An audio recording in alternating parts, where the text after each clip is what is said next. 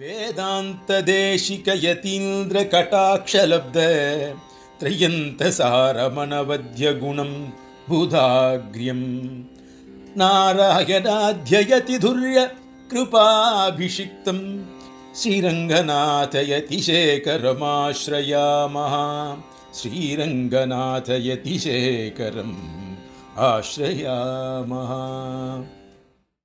Sampradaya Anushtana Rakshana Abhiman Saran in association with Srimad Hobilamadam Selayur proudly presents Season 2 of Chaturmasya Satsangamam, a 7-day Sampradaya workshop on Avasiyamana Anushtanangal.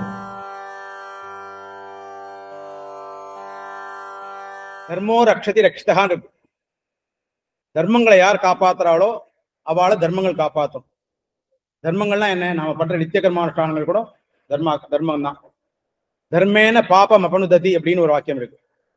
தர்மங்கள் எதுக்காக பண்றோம்? நாம இது வரைக்கும் பண்ற பாபங்கள்லாம் கழிந்து நம்மளுக்கு ஒரு ஆத்ம சுக்தி கிடைக்கிறதுக்காக, அதுக்கப்புறம் நம்மளுக்கு ஞானம் விருத்தியாயிண்டே போகும். பகவத் பாவத சரணத்தை அடையறதுக்கு இதெல்லாம் நமக்கு ஹேத்துவா இருக்கும். அப்படிங்கிறது தர்மங்கள் எல்லாம் பண்ணணும் அப்படின்னு சொல்லிட்டு, இதுல ஆச்சாரம் காமன் வேர்டு. ஆச்சரிக்க வேண்டியதுக்கு தான், அதுக்கு பேர் தான் ஆச்சாரம்னு பேரு. நம்ம எல்லாம் அனுஷ்டானம் பண்ண தெரிஞ்சுக்கிறதுக்கு மட்டும் இல்லை, அதை ஆச்சரிக்க வேண்டியது.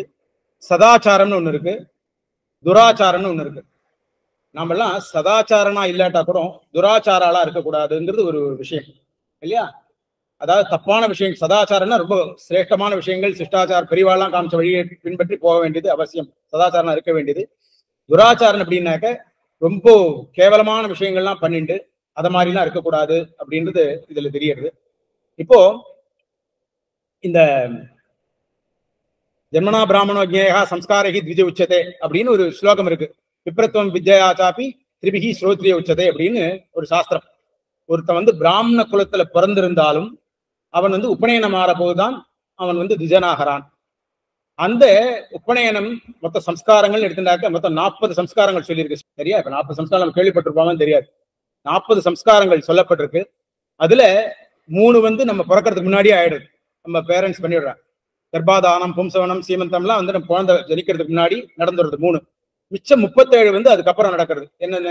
ஜாதகரண, நாமகரண, சௌள, உபநயன இல்லையா? அதுல இருந்து ஆரம்பிச்சு மிச்சதெல்லாம் நடக்கிறது.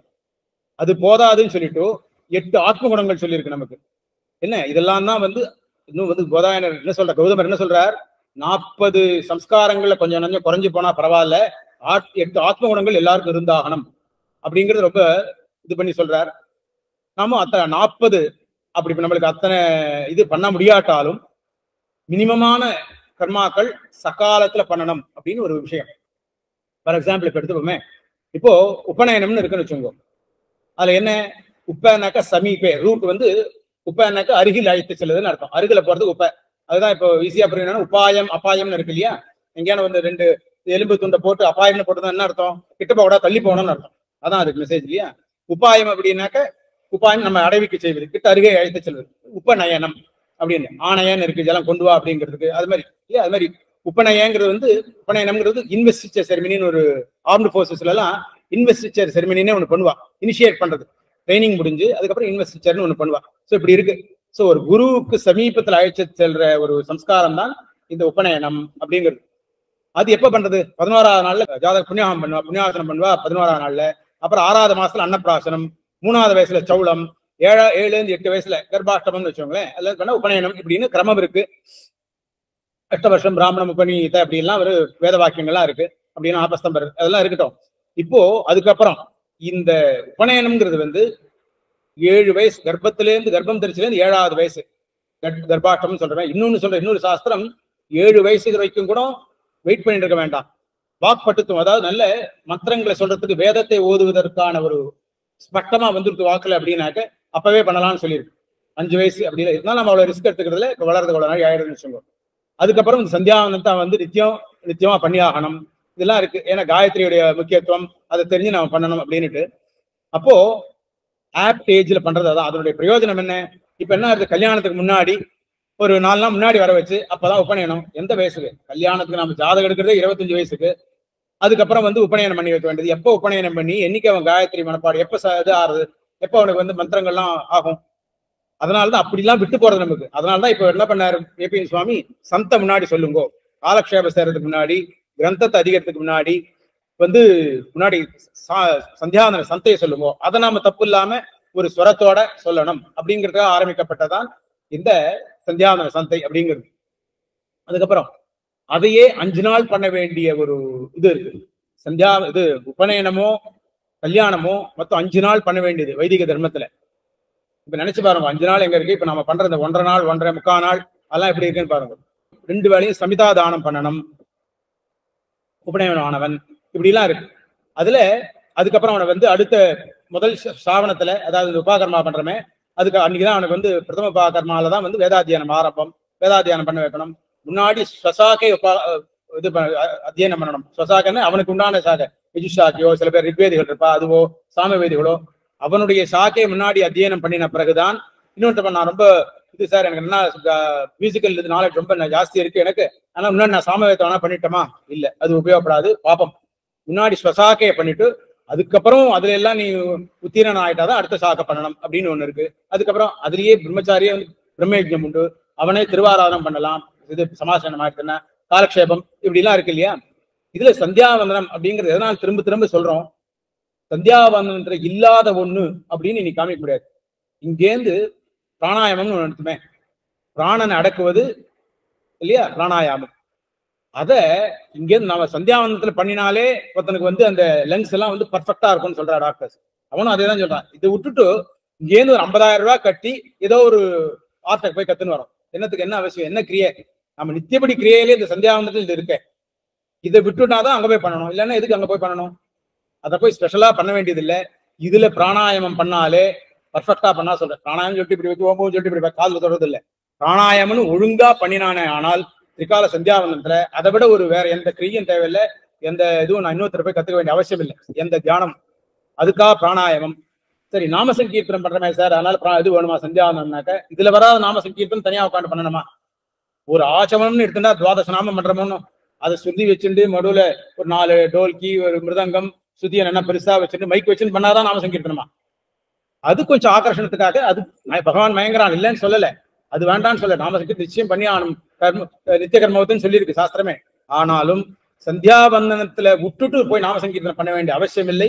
நாம சங்கீர்த்தனம் சந்தியாவந்தனத்தில் அடங்கியதே. ஒரு ஆச்சமனத்துக்கு 12 நாமானாக்க அப்ப பாருங்க எத்தனை ஆச்சமனம் பண்ண வேண்டியிருக்கு. ஒரு சந்தியாவந்தனத்துக்கு எத்தனை பகவான் நாமா வருது, 3 திரிகால சந்தியாவந்தனம் எத்தனை நாமா வருது ஒரு நாளைக்கு. ஒரு 2 மணி நேரம் ப்ரோக்ராம்ல பாடுற நாமாக்களை காட்டிலும் இந்த திரிகால சந்தியாவந்தனத்துல வந்துடும். அதனால அதுவும் அடங்கி இருக்கு. சரி, படிக்கிற குழந்தைகளுக்கு ததிக்ராவின்னோ அகாரிஷம்னு சொல்றமே, சந்தியாவந்தனம் பண்றவெல்லாம் தெரியும். ததிக்ராவா அப்படின்னாக்க வியாக்கியானத்துல ஹைகிரீவனை சொல்றது அது அப்படின்னு சொல்றது. ஹைகிரீவன் அனுகிரகம் கிடைக்கிறது. அர்க்கியம், அர்க்கியம் எதுக்காக அப்படின்னு நம்ம ரொம்ப பேருக்கு தெரியுமோ இல்லையா? இந்த சூரியனுடைய மூமெண்ட்டை தடுக்கிறதுக்கு மந்தேகாரன்ற ஒரு இதுல ராட்சசாலாம் வரவாயினுட்டான் பிரம்மா கிட்ட. அதனால சூரியனை நாங்க எதுக்கு சண்டை போடணும், அவனை ஜெயிக்கணும் அப்படின்னு அவரை கொடுத்துட்டார். அப்புறம் என்ன பண்றது? இப்ப சூரியன் அவனுடைய மூமெண்ட் இல்லைன்னா என்ன ஆகும்? லோகமே இருண்டு போயிடும், ஒரே இடத்துல இருந்துரும். அப்போ அதுக்கு என்ன சொன்னார்? அதுக்கு ஒரு எக்ஸெப்ஷன் கொடுத்தார். ஒன்னும் இல்லை, எக்ஸெப்ஷன் பண்ணி பிராமணாலாம் அவ சகாலத்துல அர்க்கியம் விட்டாக்க அந்த அர்க்கியமானது அதனால கிடைக்கிற பலனானது வஜ்ராயுதமாக மாறி அது இந்திரனுக்கு பலத்தை, சூரியனுக்கு பலத்தை சேர்க்கும். அதனால இது அந்த தீபத்துல கொண்டு இந்த அசுரால தள்ளும். அதனால பிராமணாலாம் சகாலத்துல பண்ணணும்னு ஏற்படுறது. சகாலத்துல அர்க்கியம் விட்டாதான் நம்மளுக்கு சூரியனுக்கு அந்த ஹெல்ப் பண்ண முடியும். இல்லைன்னா அவனுக்கு வரம் இருந்து பிரயோஜனம் இல்லை. நம்ம வேலையை சகாலத்துல பண்ணலைன்னாக்க அது பண்ண முடியாது, அந்த ஒரு உபகாரத்தை பண்ண முடியாது. இப்படின்னு ஒரு சந்தியாவந்தனத்துல இவ்வளோ விஷயங்கள் இருக்கு. அதனால வெறுமை ஏதோ பண்ணணும் அப்படிங்கிறது இல்லை. இவர் அடிக்கடி சொல்லுவார், ஒரு அர்க்கியம் விட்டா இவ்வளவு பலனா அப்படின்னாக்கா சந்தியாவந்தனத்திலே விட்டா எவ்வளவு பலன் அப்படின்றதான் நிறைய பேர் விட்டுட்டார் அப்படின்னு சொல்லுவாரு. இது 25 வருஷமா அவர்கிட்ட கேட்டிருக்கேன் இதை. அதனால சந்தியாவந்தனம் எவ்வளவு முக்கியம் அப்படிங்கிறதுக்காக சொன்னேன். சம்ஸ்காரம்னு பொதுவா வரப்போது சம்ஸ்காரம்னா என்ன? சின்ன வயசுல இருந்து குழந்தைகள் சொல்லி கொடுக்கணும்ன்றது இல்லை. எதை பாக்குறாளோ பெரியவாள் கிட்ட அதுதான் அவளுக்கு நிற்கும். பெரியவா வந்தானா உடனே ஒரு சேவிக்கிறது, இல்ல யாரான பெரியவாளை பார்த்தா ஒரு அஞ்சலி பண்றது, அதுவே கூட சொல்றேன், அதுவே ஒரு இதுதான் சம்ஸ்காரம் தானே. நல்ல விஷயங்கள்ல இருக்க போது நித்தபடி இப்போ இதாயிடுனாக்கா சந்தியாவனம் பண்ணிட்டாக்க சாயங்காலம் இது சொல்றது, சாஸ்திரம் சொல்றது, பெரிய பெரிய பெருமாளை போய் சேவிச்சு வருது, அப்புறம் ஆத்து வர இருக்கிற பெரியவாளை சேவிக்கிறது, இதெல்லாம் ஒரு சம்ஸ்காரம். ஆனால் சம்ஸ்காரங்கிறது சின்ன வயசுல இருந்து வரணும். அது எப்ப வரும்? பெரியவா அப்பா அம்மா சொல்லி கொடுத்தா வரும். அந்த அப்பா அம்மாவுக்கு எப்படி வந்திருக்கும்? அவா பெரியவாக்கள் இருந்திருந்தா வந்திருக்கும். இப்ப எல்லாம் இந்த இது என்ன நியூக்ளியர் ஃபேமிலியா, அதுல போயிட்டாக்க இதெல்லாம் வருதுங்கிறது சொல்றது அசிங்கமா தான் இதாக தான் இருக்கு, வருத்தமா தான் இருக்கு. இதெல்லாம் வருது சந்தேகம் தான். 99% ஃபேமிலியில சம்ஸ்காரம் விட்டு போனதுக்கு காரணமே கூட்டு குடுத்தனம் இல்லாததுதான். அந்த 1% எக்ஸெப்ஷன் இருக்கும், எல்லாத்துலயும் எக்ஸெப்ஷன் இருக்கு. அதனால தனியா போனதால் நாங்க இல்லையான்னு கேட்டுவாங்க. டெஃபினட்டா எக்ஸெப்ஷன் இருக்கு, அவளுக்கெல்லாம் ஒரு வந்தனம், அவ்வளவுதான். மிச்சப்படி 99% சம்ஸ்காரம் இல்லாம இருக்கிறதுக்கு காரணம் பெரியவாளுடைய அனுகிரகம் இல்லை, பெரியவா கீழ் அவா இல்லை. அதுதான். ஏன்னா கார்த்தாலே சொன்னோம், கல்யாணம்ங்கிறது வந்து வெறுமை வந்து ஒரு விழா மட்டும் இல்ல. அது தர்ம பிரஜா சம்பத்தியர்த்தம் விவாகம் உத்வாக விவாகம் கர்ம கரிஷி அப்படின்னா சங்கல்பமே இருக்கு. தர்ம பிரஜா தர்மத்துக்காக தர்ம காரியங்களை பண்றதுக்காக, நமக்கு அப்புறம் அதை கண்டினியூ பண்றதுக்காக பிரஜோத்பத்தி பண்றோம் அப்படின்றது ஒரு தர்மம். கல்யாணம் பண்ணிக்கிறது ஒரு தர்மம், பிரஜைகளை குழந்தைகளை நிறைய பெற்றுக்கிறது ஒரு தர்மம், அதுகளுக்கு எல்லாம் சொல்லிக் கொடுக்க, இப்படி எல்லாம் தர்மத்துக்காக தான் இவ்வளவும் பண்றோம். அதை விட்டுட்டு நாம 30 வயசுக்கு ஜாதகத்தை எடுத்து 35 வயசு வரைக்கும் பொண்ணே இது பொண்ணோ பையனோ தேடி அதுக்கப்புறம் கல்யாணம் பண்ணிட்டு அதுல இருந்து முன்னெல்லாம் வந்து நாம இருவர் நமக்கு இருவர்னா, அப்புறம் நாம இருவர் நமக்கு ஒருவர்னா, நாமே குழந்தை நமக்கேன் குழந்தை அப்படின்னா எங்க போறது நம்ம சமுதாயம்? எங்க போறது பாருங்க. அப்ப எப்படி வளரும்? எப்படி வளரும்? ஒரு பக்கம் வளர்ந்துட்டே இருக்கு, இன்னொரு பக்கம் க்ஷீணமாயிட்டே இருக்கு, இப்படி எல்லாம் இருக்கு. அதனால இதுல என்ன சொல்ல வரேன், அந்த சில மந்திரங்கள், இப்ப மந்திரங்கள்லாம் நான் சொல்ல வரல, அதுக்காக நம்ம ஒரு செஷன் ஏற்பாடு பண்ணி அவகாசம் இல்லாதனால நம்ம அதை பண்ணல. கரெக்டா சொன்னார், சம்பிரதாயம் கூட வளர்ந்துரும் போல் இருக்கு, சமுதாயம் வளர மாட்டேங்குது. காரணம் இதான், யாரோ சொல்லி வச்சா. யாரையும் வந்து நான் சட்டத்தை மீறி பண்ணுன்னு சொல்லலை, சட்ட பிரகாரம் தான் இருக்கணும். பிராமணனே வந்து சட்டத்துக்கு மதிக்கல அப்படின்னா வேற ஒருத்தர் மதிக்க மாட்டான். பிராமணன் பண்ற புண்ணியத்துலதான் 25% வந்து இவனுக்கு போறது, அரசனுக்கு போறது. நாம எப்ப புண்ணியத்தை விட்டுட்டோமோ ராஜாங்கம் சரியில்லைன்னு சொல்லி பிரயோஜனம் இல்லை. ஆனால் நாம தான் முன்னாடி சட்டத்துக்கு வந்து மதிக்கணும், சட்டத்தை மதிச்சு நடத்த வேண்டிய நாம தான் முதல்ல, நாம தான் அதுக்கு வந்து ஒரு மாடல், ரோல் மாடலா இருக்கணும். அதனால அது இருக்கட்டும். இருந்தாலும் நமக்கு வந்து இந்த சகாலத்துல எதையும் பண்றதுன்னு ஒண்ணு, சந்தியாந்தம் மட்டும் சகாலத்துல, உபநயனத்தை சகாலத்துல பண்ணணும். அப்பதான் வந்து அந்த குழந்தைக்கு வந்து அப்போல இருந்து தான் மந்திரங்கள் நாட்கள் நிற்கும். வயசான பிறகு நியாயம்தான், அதுதான் அந்த மைண்ட் கொஞ்சமா அதோட பவர், கிராஸ்பிங் பவர் குறைஞ்சு போயிடுது, எஃபெக்டிவ்னஸ் குறைஞ்சு போயிடுது, ஷார்ப்னஸ் குறைஞ்சுட்டே வருது. அதனால அப்ப போயிட்டு சின்ன வயசுல ஒருத்தனுக்கு 10 சந்தை சொன்னா போறோம்னா, ஒரு 35 வயசுல சொல்ற வாழ்க்கை வந்து 50 சந்தை தேவைப்படும். 60 வயசுல சொல்லணும்னாக்க கிட்டத்தட்ட 75 சந்தை தேவைப்படும். இப்படியெல்லாம் இருக்கு இல்லையா? அதனால சின்ன வயசுலயே வேதாத்தியனம் பண்ணணும். அது எப்ப பண்ண முடியும்? உபநயனம் பண்ணாதான் வேதாத்தியனம் பண்ண முடியும். அதனால உபநயனத்தை வந்து சகாலத்துல பண்ணணும். அந்த 7 வயசுல பண்ண, திரும்ப அந்த கல்ச்சர் வந்து சந்தோஷமா தான் இருக்கு, குடும்பமான வரைக்கும் அதை பண்ணிக்கணும் அப்படின்னு. அடுத்ததா கல்யாணம் அந்த விஷயத்துக்கு போகும்.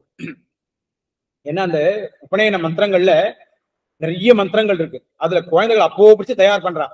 இந்த எப்படி உனக்கு கஷ்டங்கள்லாம் வரும், இப்போ ஆச்சாரியன்ட்ட கொண்டு விடணும்னு சொல்றோம், இப்ப சமைப்பேன்னு சொன்னோம், ஆச்சாரியன்ட்ட கொண்டு விடுறது அத்தியனத்துக்காக. அப்போ அந்த சமயத்துல வந்து ஆத்தல என்ன குழந்தை, நம்ம குழந்தைன்னு சொல்லி நிறைய போட்டு அதுக்கு நல்லா வளர்த்திருப்பான். போற இடத்துல அதெல்லாம் அது மாதிரிலாம் எதிர்பார்க்க முடியாது. பல இது டைவர்ஷன்ஸ் எல்லாம் வரும். இன்னைக்கும் மனசை வந்து கண்ட்ரோல் பண்ணி திட பண்ணி வச்சிருக்கணும். அவனுடைய போக்கஸ் என்ன? உபநயனமாய் பிரம்மச்சாரியா இருக்கிற போது அத்தியனம் பண்றது ஒண்ணுதான். ஆச்சாரியன் என்ன சொல்லி கொடுக்குறாரோ அதை கிரகிச்சுக்கணும், அது ஒண்ணுதான். வேற எதுலையும் டிஸ்ட்ராக்ஷன் கூடாது அப்படின்றதுனால்தான் அந்த இடத்துல ஸ்திரோபவ அப்படின்னு சொல்லிட்டு அந்த ஒரு மந்திரம் சொன்னார். அம்மி மேல நிக்க வச்சு இது மிஞ்சி இதெல்லாம் கட்டி சொல்றாளே, அப்ப சொல்றா. அதே இது பொண்ணுக்கு கல்யாணத்தை போது சொல்றா பாருங்க. கல்யாணம் பண்ணி இன்னொரு இடத்துக்கு போற போது அங்க நிறைய டிஸ்ட்ராக்ஷன் எல்லாம், உனக்கு பல கவலைகள் எல்லாம். இப்ப ஸ்திராபவ இதே மந்திரம் தான். அங்க புல்லிங்க ஸ்திரீலிங்கம் தான் வித்தியாசம். அப்போ நீ இன்னைக்கு மனசு திடமா இருக்கணும், இந்த அம்மி மேல நிக்க, இது கல்லு மாதிரி உன்னுடைய மனசை வச்சுக்கணும், எதுக்கும் அசஞ்சலம் இதுவே கூடாது, சஞ்சலப்படக்கூடாது அப்படின்லாம் சொல்லி ஒவ்வொரு மந்திரமும் அத்புதமான ஒரு அர்த்தங்கள் இருக்கும். யாரோ தெரியாதவன் சொல்லிட்டு போனா, இந்த மாதிரி கல்யாணத்துல எல்லாம் வந்து ஆபாசமா இருக்கும் அப்படின்னு தெரியாதனால சொல்றா. அது ஏதோ அவளோட இதுக்கு பேசுறா. நம்ம வந்து நம்ம மந்திரங்களை கத்துக்கணும். கல்யாணம் ஆறதுக்கு முன்னாடி சரியான சகாலத்துல சட்டத்தை மதிச்சு, இப்ப என்ன 18, 21 அத மாதிரி அந்த காலங்கள்லயாவது அட்லீஸ்ட் ஜாதகத்தை எடுக்க ஆரம்பிச்சாதான் அடுத்த 1 வருஷத்துலயோ 2 வருஷத்துலயோ என்ன எடுத்த உடனே கிடைச்சிடுறதா இல்ல. உடனே அப்போல இருந்து 1 வருஷம் 2 வருஷத்துக்கு கல்யாணத்தை பண்ணினாதான் எதுவுமே சகாலத்துல நடக்கும் இல்லையா? நாம ஜாதக கட்டு எடுக்கிறதே இன்னும் நாள் படிக்கட்டும் சார், படிச்சாக்க வந்து அப்புறம் ஃபாரின் போட்டோம். ஃபாரின் போயிட்டா அப்படின்னா யாரையும் தோஷம் சொல்லல, வேற வழி இல்லைன்னு போக வேண்டியிருக்கு. அப்புறம் நம்ம கையில இல்ல. அப்படி போறவா கல்யாணத்தை பண்ணிட்டு எங்க வேணா போட்டோம். அங்க போய் எப்படி எல்லாம் இருக்கா, ஒவ்வொரு எவ்வளவு சிரேஷ்டமான ஒரு உன்னதமான ஸ்திதியில் இருக்கான்னு நம்ம பார்த்துட்டு இருக்கோம். எவ்வளவு நம்ம வைதிகத்தை விடாம இருக்கான்னு நம்ம சரண் சேவிச்சு அதுக்கெல்லாம் ஒரு ரோல் மாடல்ஸ் எக்ஸாம்பிள்ஸ் நிறையவே காமிச்சா இல்லையா? அதனால போக வேண்டாம்னோ, போறது தப்புதான், போன்னு சொல்லலை. நாளைக்கு வந்து ஏபின் சொன்னார் ஃபாரின் போகலாம், சாஸ்திர பிரகாரம் ஓகேன்னு சொல்லலை. சாஸ்திர பிரகாரம் தப்புதான். ஆனால் அப்படி போக நேர்ந்துடுறது இப்ப வேற ஒண்ணும் வழி இல்லை. அப்படி போனாலும் அங்க எப்படி இருக்கணும், நம்ம சம்பிரதாயத்தை விடக்கூடாது, அதை நம்ம ஒரு சாத்விக அகங்காரத்தோட நம்ம ஃபாலோ பண்ணணும் அப்படிங்கறதா இதுல இருந்து ஒரு மெசேஜ். அதனால கூடுமான வரைக்கும் கல்யாணத்தை சக்காலத்துல பண்ணி அனுப்பணும். குழந்தைகள் அப்படி போகணும்னா கூட சக்காலத்துல பண்ணி அனுப்பிச்சிருது. அங்க போய் ஃபாரின் படிக்கணும் அப்படின்றா, 26 வயசு வரைக்கும் பொண்ணே படிச்சுட்டு இருக்கா. அப்புறம் அதுக்கு மேல வந்து இன்னொரு 4 எழுத்தான கூட இருந்தாதான் வந்து அது மாதிரி பிள்ளை பார்க்கணும். அது மாதிரி பிள்ளை கிடைக்கிறதா தெரியல. இப்ப பிள்ளைதான் ஜாஸ்தி இருக்கு, பொண்ணு இல்ல. அப்புறம் இந்த பொண்ணு ஒரு வேலைக்கு சேர்றா, அவளுக்கே 1.5 லட்சம் ரூபாய் இப்ப செலவு இது சம்பளம் கொடுத்துடுறான். அப்ப மாப்பிள்ளைக்கு வந்து குறைஞ்சபட்சம் 2 லட்சமான வேணும். இது மாதிரி போயிட்டே இருந்தா ஸ்கோப் குறைஞ்சுட்டே போறதா இல்லையா? ஆனா கல்யாணம்ங்கிறது வந்து சொல்லுவா 1000 காலத்துக்கு பயிர், இதை வந்து அங்க சொர்க்கத்தில் நிச்சயிக்கப்படுகிறது அப்படின்னா எப்பேற்பட்ட ஒரு உன்னதமான ஒரு விஷயம் தெரியுமா அது. இப்ப கடைசியில் எப்படி ஆச்சு மேட்ச் மேக்கிங் அப்படிங்கிறது ஏதோ பிசினஸ் மாதிரி. நான் இவ்வளவு படிச்சிருக்கேன், இன்னும் 2 எழுத்து மாப்பிள்ளை ஜாஸ்தி படிச்சிருக்கணும், நான் வந்து இவ்வளவு சம்பாதிக்கிறா பொண்ணு. இது பொண்ணுக்கு மட்டும் இல்ல, ஒரு எக்ஸாம்பிளுக்காக சொல்ற பிள்ளைக்கும் அதே தான். ஆனா இப்ப பிள்ளைகள் அடிக்கிற அட்ராசிட்டிஸ், அவ அடிக்கிற கூத்து கொஞ்சம் நஞ்சம் இல்லை, அவளுக்கும் இதே தான் அப்படின்னு சொல்றோம். அதுக்கப்புறம் ஐ லீவ் யூ, அவ்வளவுதான் ஆச்சா. அதை வந்து ஆப் பேஜ்ல பண்ணணும் அப்படின்னு. அதுல இந்த எக்ஸ்பெக்டேஷன்ஸ் பார்த்தேன்னா இதெல்லாம் நான் சொல்றதெல்லாம் எக்ஸ்பீரியன்ஸ்ல இருந்து வந்தது. ஒருத்தர் வந்து தன்னுடைய பையனுக்கு வந்து பொண்ணு பார்த்துட்டு இருந்தா. அன்பார்ச்சுனேட்லி அந்த பையனுக்கு தகப்பனார் இல்லை இல்லையா, அந்த அம்மா தான் காப்பாத்தின்னு இருக்கா அந்த பையனை. அது பல ஜாதகங்கள். அந்த பையன் நல்ல உத்தியோகத்துல இருக்கான், நல்ல சிதியில இருக்கான், நிறைய சம்பாதிக்கிறான், குறவே இல்லை, நல்ல பெரிய ஃபேமிலி, நல்ல சம்ஸ்காரம் உள்ள வேதோத்தமான நல்ல வேத பரம்பரையில வந்த ஃபேமிலி, நல்ல ஃபேமிலி தான், ஒரு குறவும் இல்லை. ஆனா அந்த பொண்ணுடைய தாயார், அகைன் யாரையும் தோஷம் சொல்லல, அந்த ஒரு எக்ஸாம்பிளுக்காக சொல்றேன், எனக்கு ஏந்த எக்ஸ்பீரியன்ஸ்னால. பொண்ணுடைய தாயார் போன் பண்ணினாக்க அந்த பொண்ணு ஒரு மாதிரி மேட்ச் ஆகிற மாதிரி இருந்தது. பொண்ணுடைய தாயார் பிள்ளையுடைய தாயார்கிட்ட கேட்கறா, நல்லா தெரியும் பிள்ளைக்கு தகப்பனார் இல்லை, அந்த தாயார் பிள்ளை கூட தான் இருக்கா, ஒரே பிள்ளை தான், பிள்ளை கூட இருக்கா. அந்த பொண்ணுடைய அம்மா கேட்கறா, மாமி எல்லாம் எனக்கு பிடிச்சிருக்கு, எல்லாம் பண்ணிடலாம் மாமி, கல்யாணத்துக்கு அப்புறம் நீங்க எங்க இருக்க போறேள், நீங்க எங்க இருப்பேள்? இதுதான் கேள்வி. எப்படி இருக்கிற கேள்வி இது? அப்ப இதுல வந்து அந்த பொண்ணை குத்தம் சொல்றதா, அந்த அம்மா பெண்ணை பெத்த தாயார குத்தம் சொல்றதா? பெண்ணை பெத்த தாயாரே இப்படி கேட்டாக்க அப்ப அந்த பொண்ணு என்ன நினைப்போம்? என்கிட்ட வந்து அந்த கேட்டா, அந்த பாதிக்கப்பட்ட ஃபேமிலியில என்கிட்ட கேட்டா, இந்த மாதிரி கேட்கறா சுவாமி, என்ன பண்றது அப்படின்னு. உங்காத்துக்கு வந்துடலான் இருக்கேன் அப்படின்னு சொல்லிடுன்னு சொன்னேன். வேற என்ன சொல்றது இல்லையா? பிள்ளை கூட இருக்கக்கூடாதுன்னா அப்ப பொண்ணு, அவங்க பொண்ணை பெத்த வளாதுலாம் அங்க போய் இருக்கணும். இப்படி ஒரு ஃபேமிலி. அத மாதிரி பெண்களுடைய எக்ஸ்பெக்டேஷன்ஸ்க்காக சொல்ல வரேன். எப்படி இருக்கு பாருங்க. பெண்ணை பெத்தவாள் என்ன சொல்லி அமைச்சிருக்கணும் குழந்தைய? அங்க போனா நிறைய பேர் இருக்கணுமா, பெரியவாள்லாம் இருப்பா, அவ கூட இருக்கணும், அப்பதான் விஷயம் தெரிஞ்சுக்க முடியும்னு சொல்லி அமைச்சிருந்தா நல்ல பெற்றோர்கள். இது வந்து பிள்ளைக்கும் பொருந்தும். கூட பொண்ணை சொல்றேன்னு நினைக்காதீங்க, பிள்ளை காலத்தை பொறுத்தவரைக்கும் சொல்றேன், அவளுக்கு சேர்த்துதான். அப்போ ஆனா ஆரம்பிக்கிற போது பொண்ணை பெத்தவா நீங்க எங்க போய் இருப்பேள் அப்படின்னாக்க அப்ப அந்த பொண்ணு என்ன பண்ணும்? மாமனார் மாமியார எப்படி வச்சுக்கோம், மாமியார இப்படி எல்லாம் இருக்கு. நம்ம எல்லாமே நான் சொல்றது நம்ம சமூகத்துல சொல்றேன், நம்ம சமுதாயத்துல தான் சொல்றாரு, வெளியிலேயே போக வேண்டாம், சரியா? இன்னொரு பொண்ணுடைய அம்மா கேட்டா, என் பொண்ணு வந்து ரொம்ப மாடர்ன் மாமி, அவளுக்கு வந்து தளி பண்றதெல்லாம், கிச்சனுக்குள்ள போறதெல்லாம் பிடிக்காது, அதனால என்ன பண்ணுங்க, நீங்க சாதம் மட்டும் நீங்க என்ன சுவாமி பூஜைக்கு, நம்ம சம்பிரதாயம் இல்லையா, மடத்தோ ஆசிரம சம்பிரதாயம் ஏதோ சேர்ந்தவா, வந்து நீங்க சுவாமி பூஜைக்கு சாதம் மட்டும் நீங்க வச்சா போறோம், சைட் டிஷ்லாம் வெளியில இருந்து வாங்கிட்டு வரலாம் மாமி அப்படின்னு சொல்லிட்டாவோ. இது நம்ம சமுதாயத்துல இதெல்லாம் தான் அட்ராசிட்டிஸ் சொல்லு அப்படின்னு சொன்னார் அவர். இப்படி இருக்கு பாருங்க நம்ம சமுதாயத்துல. இதெல்லாம் எதனால? பெரியவா கிட்ட ஒரு சம்ஸ்காரம் இல்லாதனால. திரும்ப அங்கதான் வந்தேன், coming back to the same point. பெரியவாக்கள் இருக்கிற ஒரு குழந்தைக்கும் பெரியவாக்கள் இல்லாத ஒரு குழந்தைக்கும் நீங்க அந்த விலட்சணமா அந்த ஒரு டிஃபரன்ஸை நன்னா பார்க்கலாம் இல்லையா? பெரியவா கிட்ட வந்தாக்க அந்த காலத்துல வச்சிருந்த பழக்கங்கள்லாம் டெய்லி அந்த மாமியாரானவன் என்ன பண்ணுவோம், இதெல்லாம் எல்லா ராத்திரியும் பார்த்துருக்குது. அந்த மாட்டு பொண்ணுக்கு நித்தியம் தலை பண்ணி விடுவா. நீங்கெல்லாம் நிறைய பார்த்துருக்கலாம், பெரியவாள்லாம் இங்க இருக்க தலை பண்ணி விடுவா. தலை பண்ணி விடுவா, அந்த பொண்ணு சேவிச்சுட்டு போவா. மாட்டு பொண்ணு உண்டா இல்லையா? உண்டு. நித்தியம் எச்ச பரட்டணும், நித்தியம் வாசத்தளிக்கணும், நிச்சயம் வந்து ஆத்த துடைக்கணும். இதெல்லாம் எதுக்காக இருந்தது? இதெல்லாம் அந்த குழந்தை இது பண்றதுக்கு இல்ல, வேலை கொடுக்கணும்னு இல்லை. நான் ஒரு விஷயம் சொல்றேன் சயின்டிபிக்கா, சிலதெல்லாம் நான் ஓப்பனா சொல்ல முடியாது. ஆண்களா இருந்தாலும் சரி பெண்களா இருந்தாலும் சரி இந்த காலத்துல உழைப்புங்கிறது இல்லை. 10% தான் உழைப்பு இருக்கு. ஆம்பளைலாம் நாங்களாம் என்ன பண்றோம், பெரிய ஐடி கம்பெனி விபிங்கிறோம், ஜிவிபின்னு என்ன சொல்றோம், ஏசியில போய் கார்ல உட்காரோம், ஏசி போட்டு உட்காரோம், திரும்ப அங்க போய் உட்காந்து ஏசி போட்டு உட்காந்துடுறோம், திரும்ப ஆத்துக்கு திரும்ப அதே ஏசி கார், ஆத்துக்கு வந்தோடனே ஏசி, அவ்வளவுதான். சாப்பிட வேண்டிய எப்போ உழைப்போம் நாம? இதெல்லாம் ஆத்துல வேலை பண்ணாம எங்கேயோ போயிட்டு ஜாகிங் அது பண்ணிடுறான். எந்த டாக்டரான ஆத்துல வேலை பண்ணுங்க உடம்பு குறையும் சொல்றானா? ஜாகிங் போ வேலை குறையும்ன்றான். ஏன்? நீங்க வந்து வேலை பண்ணுன்னு சொல்லிட்டு அடுத்த நீங்க அவன்கிட்ட வரமாட்டேன். இதுதான் நம்மளுக்கு ரீசனா, ஆத்துல வேலை பண்ணிட்டா குறைஞ்சிடும் அப்படின்ட்டு. அந்த மாதிரி டாக்டர் வேலை பண்ணா உடம்பு குறையாது, ஜாகிங் போனாதான் உடம்பு குறையும் யாராவது டாக்டர் சொன்னா அதை என்கிட்ட ஆக்ஷன் வாங்க. நான் பிரமாணத்தோட சொல்றேன். ஜாகிங் போறதுனால குறையாதுன்னு சொல்லல, அதனால மட்டும் குறையாது. அதை விட நம்ம பெரியவா எத்தனை பெரியவா வந்து ஜாகிங் போயிட்டு இருந்தா எப்படி அவளால வந்து 8 குழந்தைகள் 10 குழந்தைகள் பெற்றுக்க முடிஞ்சு ஒரு ப்ராப்ளமே இல்லாம இன்னைக்கே வந்து குழந்தை பிறக்கிறது வந்து கஷ்டமா இருக்கு. எத்தனை ஆத்துல உடனே சீமந்தம் வருது சக்காலத்துல. அது தவிர அதுல ஒரு கன்றாவி அவளை பிளான் வேற பண்ணிக்க வேண்டியது. 2 வருஷத்துக்கு வேண்டாம் 4 வருஷத்துக்கு என்னமோ இதெல்லாம் கேவலங்கள். எதுவும் அந்தந்த காலத்துல நடக்கலைன்னா பெருமாள் தள்ளித்தான் போடுவான். பகவான் எது சங்கல்பம் பண்ணியிருக்கான் இந்த தேயத்துல, அது நீயா வந்து நேச்சரை வந்து நீங்க மாத்தணும்னு நினைக்காதீங்க. நேச்சரை உங்களால மாத்த முடியாது, அதுக்கு உண்டானது அனுபவிச்சாகணும்.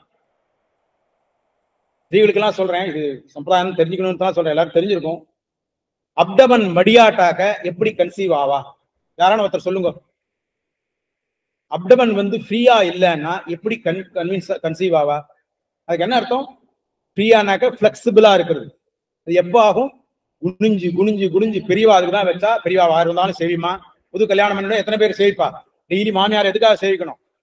ஆசீர்வாதம் எப்படியா இருந்தாலும் மாமியார் ஆசீர்வாதம் பண்ணப்பறா. சேவிக்கிறது எதுக்காக? எச்ச பரட்டுறது, குனிஞ்சு நிமிந்து எதுக்காக குனிஞ்சு துடைக்கிறது? இனிதான் எல்லாம் நீட்டா ஒரு ராடை கொண்டு வச்சுட்டாலும் இப்படி சில எல்ஐசி மாதிரி நின்றுட்டே பண்ணிட்டு போக வேண்டியது. எப்படி வயிறு மடியும்? எப்படி கன்சீவ் ஆவா? இதெல்லாம் சயின்டிபிக். அப்புறம் பகவத் சங்கல்பம் இருக்கு. இதெல்லாம் இல்லாமையே இல்லையா? எத்தனையோ ஆலயா குழந்தைகள், அது வேற விஷயம். பகவத் சங்கல்பம் அதெல்லாம் வந்து அந்த 1% எக்ஸெப்ஷன்ல வரும். ஆனால் இதெல்லாம் பண்ண வேண்டியது அவசியம். இன்னைக்கு எத்தனை ஆத்துல வந்து குழந்தைகளோ பெரியவாளோ வந்து எச்சலுக்கு ஒளிஞ்சு பெறட்டுறோம். எச்சல் சாணியை வச்சு எச்சல் இட்டால் தான் அது சுத்தம்னு ஒண்ணு. அப்படி குனியற போதுதான் அப்டமன் மடியும், ஒரு பிளெக்சிபிலிட்டி வரும் ஈஸியா. இதெல்லாம் வந்து சயின்டிபிக் இல்லைன்னு எந்த ஒரு டாக்டரான இங்க வந்து சொல்லுங்க. இதுதான் காரணம். பெரியவாளுக்கெல்லாம் வந்து அவள்லாம் என்ன அப்படியே எல்லாம் ஐஸ்வர்யத்தோட பொங்கிட்டு இருந்தாளா? இதெல்லாம் நிறைய ஒவ்வொரு ஆத்துல நம்ம இங்க பார்த்துட்டு இருக்கோம் இல்லையா? அந்த காலத்துல கல்யாணம் ஆன உடனே 6 மாசமோ 1 வருஷமோ 6 மாசம் கழிச்சு தான் வைதிக காலத்துல வந்து 6 மாசம் கழிச்சு தான் ஆத்து கழைக்கிறதுன்னு ஒன்று வச்சுப்பாங்க. அப்படியும் கூட அதுக்கப்புறம் ஆத்து கழைச்சாப்பிட்டு அந்த தன்னுடைய பெண் எப்படி குர்த்தனம் பண்றாள் அப்படிங்கிறத பார்க்கறதுக்காகவே அந்த தாயார் தகப்பனார்லாம் அடிக்கடி வர வழக்கம் இருக்கு இல்லையா மாப்பிள்ளையாத்துக்கு. அப்போ இதெல்லாம் பார்ப்பா. தன்னுடைய பெண் எப்படி இருக்காள், தன்னுடைய பெண்ணுகிட்ட அந்த புக்ககத்தவள்லாம் எப்படி இருக்கா, புக்காத்துல அவள்லாம் எப்படி நடந்துக்கிறா, பொண்ணு சௌக்கியமா இருக்காளா. இதுல 2 விஷயம். தன்னுடைய பொண்ணு சௌக்கியமா இருக்காளா புகுந்த இடத்துல அப்படின்னு பார்க்கறது ஒன்று, அந்த பொண்ணு புகுந்த இடத்துல சரியா இருக்காளா அப்படின்னு பார்க்கறதும் இதுல ஒரு விஷயம் இருக்கு. அப்படி பார்க்கிற போது தன்னுடைய அப்சர்வேஷன்ஸ் அந்த அம்மா, ஏன்னா அந்த அப்பாவானவர் என்ன பண்ணுவார், அவர் அந்த மேக்ரோ லெவல்லையே இருப்பார். அப்போ மாப்பிள்ளை எப்படி இருக்கார், நேரத்துக்கு காத்து வராரா, நல்ல சௌக்கியமா இருக்காளா, அந்த சௌக்கியங்கள்லாம் இருக்கா அப்படின்னு மட்டும் அந்த லெவலில் விட்டுடுவார். ஆனால் அந்த அம்மா இருக்கா இல்லையா, பெண்ணை பெற்றவள், அவள் வந்து இதெல்லாம் பார்ப்பா. நம்ம பொண்ணு எப்படி அங்கே நடந்துக்கிறா, எப்படி அந்த இடத்துல இது அவள் மாமனார் மாமியார் பெரியவாழ்ட்டாலும் எப்படி நடந்துக்கிறா அப்படிங்கிறத அது ரொம்ப கீனாக அப்சர்வ் பண்ணிட்டே வருவாள்.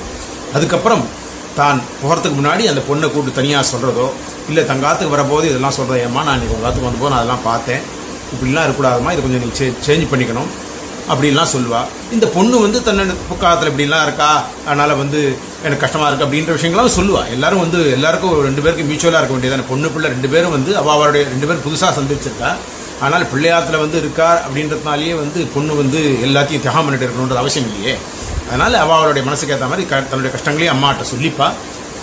அப்படி சொல்கிற போது அந்த அம்மா என்ன பண்ணுவாள், அந்த காலத்தில் இது மாதிரி நீ புகுந்த இடத்துல இருக்கிற விஷயங்கள்லாம் வெளியில் அனாவசியம் சொல்லிட்டு கூடாதுமா, உங்கள் அந்த 4 சுவருக்கு நடுவு உள்ளே இருக்கணும், அதெல்லாம் வெளியிலெல்லாம் சொல்லக்கூடாது அப்படின்னு ஒரு மெச்சூர்டான அம்மா வந்து அதெல்லாம் சொல்லுவாள்.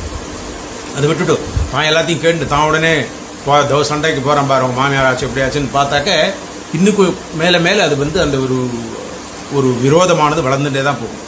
அதனால் அப்படி இல்லாமல் அப்படிலாம் இருக்கக்கூடாதுமா, அப்படிலாம் நிறைய கஷ்டங்கள் வரும். நானும் அந்த காலத்துலலாம் இல்லையாம்மா, அதனால் வந்து நானும் அப்பா இப்போ எவ்வளோ இதுவாக இருக்கும், சந்தோஷமாக இருக்கும், இத்தனை வருஷமாக நாங்கள்லாம் ஒன்றா இல்லையா அப்படின்லாம் அதை பார்த்து அந்த பொண்ணுக்கு இதெல்லாம் அட்வைஸ்லாம் பண்ணுவாள். அப்புறம் அன்றைக்கி நீ பண்ணினியம்மா, அது சரியில்லை, அப்படி பண்ணக்கூடாதுமா, பெரியவா இருக்கா இல்லையா, அது மாதிரி இது நீ பண்ணணும், இப்படி பண்ணணும், அதை மாதிரி வந்து அதை திருத்தி கொடுப்பாள். இது வரைக்கும் அவள் அந்த மாதிரி எதாவது அந்த பொண்ணு தப்பாக அன்றைக்கி நடந்து ஏதாவது ஒரு குறைகள் இருந்ததுன்னா அதையெல்லாம் பார்த்து அந்த பொண்ணுக்கிட்ட வந்து தன்னுடைய உபதேசம் பண்ணுவாள். இதுக்கெல்லாம் தான் அந்த அம்மா வந்து அங்கேருந்து வருவாள். ஆனால் இப்போ வந்து நம்மளுக்கே பிரமிப்பாக இருக்குது, எத்தனை ஆண்களில் அந்த பெண்ணை பார்க்க வர அம்மா, தன்னுடைய பெண் வந்து புது புக்ககத்தில் எப்படி இருக்கான்னு பார்க்க வர அம்மா எப்படி இருக்கான்னு பார்த்தா நம்மளுக்கே ஒரு பிரமிப்பாக இருக்குன்னு, இப்படிலாம் கூட இருக்குமா, காலம் இவ்வளோ மாதிரி இருக்கா அப்படின்ட்டு. சமீபத்தில் ஒரு ஆற்றுக்கு போயிருந்தேன். ஒரு என்னுடைய அனுபவத்தை சொல்கிறேன். அந்த இடத்துல மேபி அரௌண்ட் ஒரு 11-12 அப்படி ரொம்ப எனக்கு ரொம்ப க்ளோஸான ஒரு ஃபேமிலி. அங்கே போயிருந்தேன். அப்போது அந்த இடத்துல இன்னும் பெரியவா 2 பேரும் வந்து, அதாவது அந்த பொண்ணுக்கு மாமனார் மாமியார் 2 பேரும் இன்னும் சாப்பிடல அப்படின்னு தெரிஞ்சது. அவர் ஏதோ பாராயணம் ஏதோ பண்ணிட்டு இருக்கார். அந்த அம்மாக்காரி உள்ள அந்த மாமியார்காரி ஏதோ உள்ளுக்குள்ள வேலைகள்லாம் ஏதோ பண்ணிட்டு இருக்கா. நானும் அப்போ அங்கே போனேன். அப்போது அந்த பெண்ணை அந்த மாட்டம்மனுடைய அம்மா சம்பந்தி அம்மா வந்துட்டு இருந்தபோது பொண்ணு கூட ஏதோ பேஷன்லாம் இருக்கா. அவன் எங்கேயோ வெளியில் போயிட்டு வரா. பொண்ணு கடத்தாலே முன்னாடியே வந்திருக்கா. நான் போகிறதுக்கு முன்னாடியே வந்திருக்கா. அந்த தன்னுடைய பொண்ணை அழிச்சு எங்கேயோ வெளியில எல்லாம் போயிட்டு வரா. கடைக்கெல்லாம் போனாலும் எங்கே போனாலும் கோவிலுக்கு போனாலும் எங்கேயோ போயிட்டு வரா. வந்த பிறகு பார்த்தாக்க எனக்கு நான் என்ன அப்சர்வ் பண்ணிட்டேன், ரொம்ப க்ளோஸுன்றதுனால நான் வந்து தெரிஞ்சுன்னு போக வேண்டியதெல்லாம் இல்லை. அங்கே வந்து அந்த பெரியவா 2 பேர் இன்னும் சாப்பிடல அப்படின்னு தெரிஞ்சுது. இன்னும் சாப்பிட போகிறா. ஏன்னா வழக்கமாக பெரியவாள்லாம் லேட்டாக தான் சாப்பிடுவா. டிவி 11 இருக்கும் 12 இருக்கும் வாட்டவர். அந்த மாதிரி சமயத்தில் இன்னும் அவளை சாப்பிடலன்னு தெரிஞ்சு. இருந்தாலும் நான் ரொம்ப ஸ்நேகிதன்றதுனால எங்கிட்ட அப்படி பேசிகிட்டே இருந்துட்டா எல்லாரும். அப்போது அந்த மாமியார் அந்த சம்பந்தியமாக என்ன பண்ணா, தன் பொண்ணை நேராக வெளியிலேருந்து போயிட்டு அழிச்சுன்னு வந்தா இல்லையா, நேராக வந்து இது மரியாதைக்கு இந்த மாமி, அதாவது இந்த பொண்ணுக்கு மாமியார் என்ன பண்ணா கேட்டா, ஏம்மா சாப்பிட்றீங்களா, கார்த்தால சாப்பிட்டு போனீங்களே, கார்த்தால தான் சாப்பிட்டுட்டு தான் வெளில போயிருக்கா, கார்த்தால 9 மணி 8 மணிக்கு சாப்பிட்டு போனீங்களே, நல்லா பசிக்குமே, அதான் சாப்பிட்றீங்களா, கொடுக்கட்டுமா அப்படின்னு கேட்டா.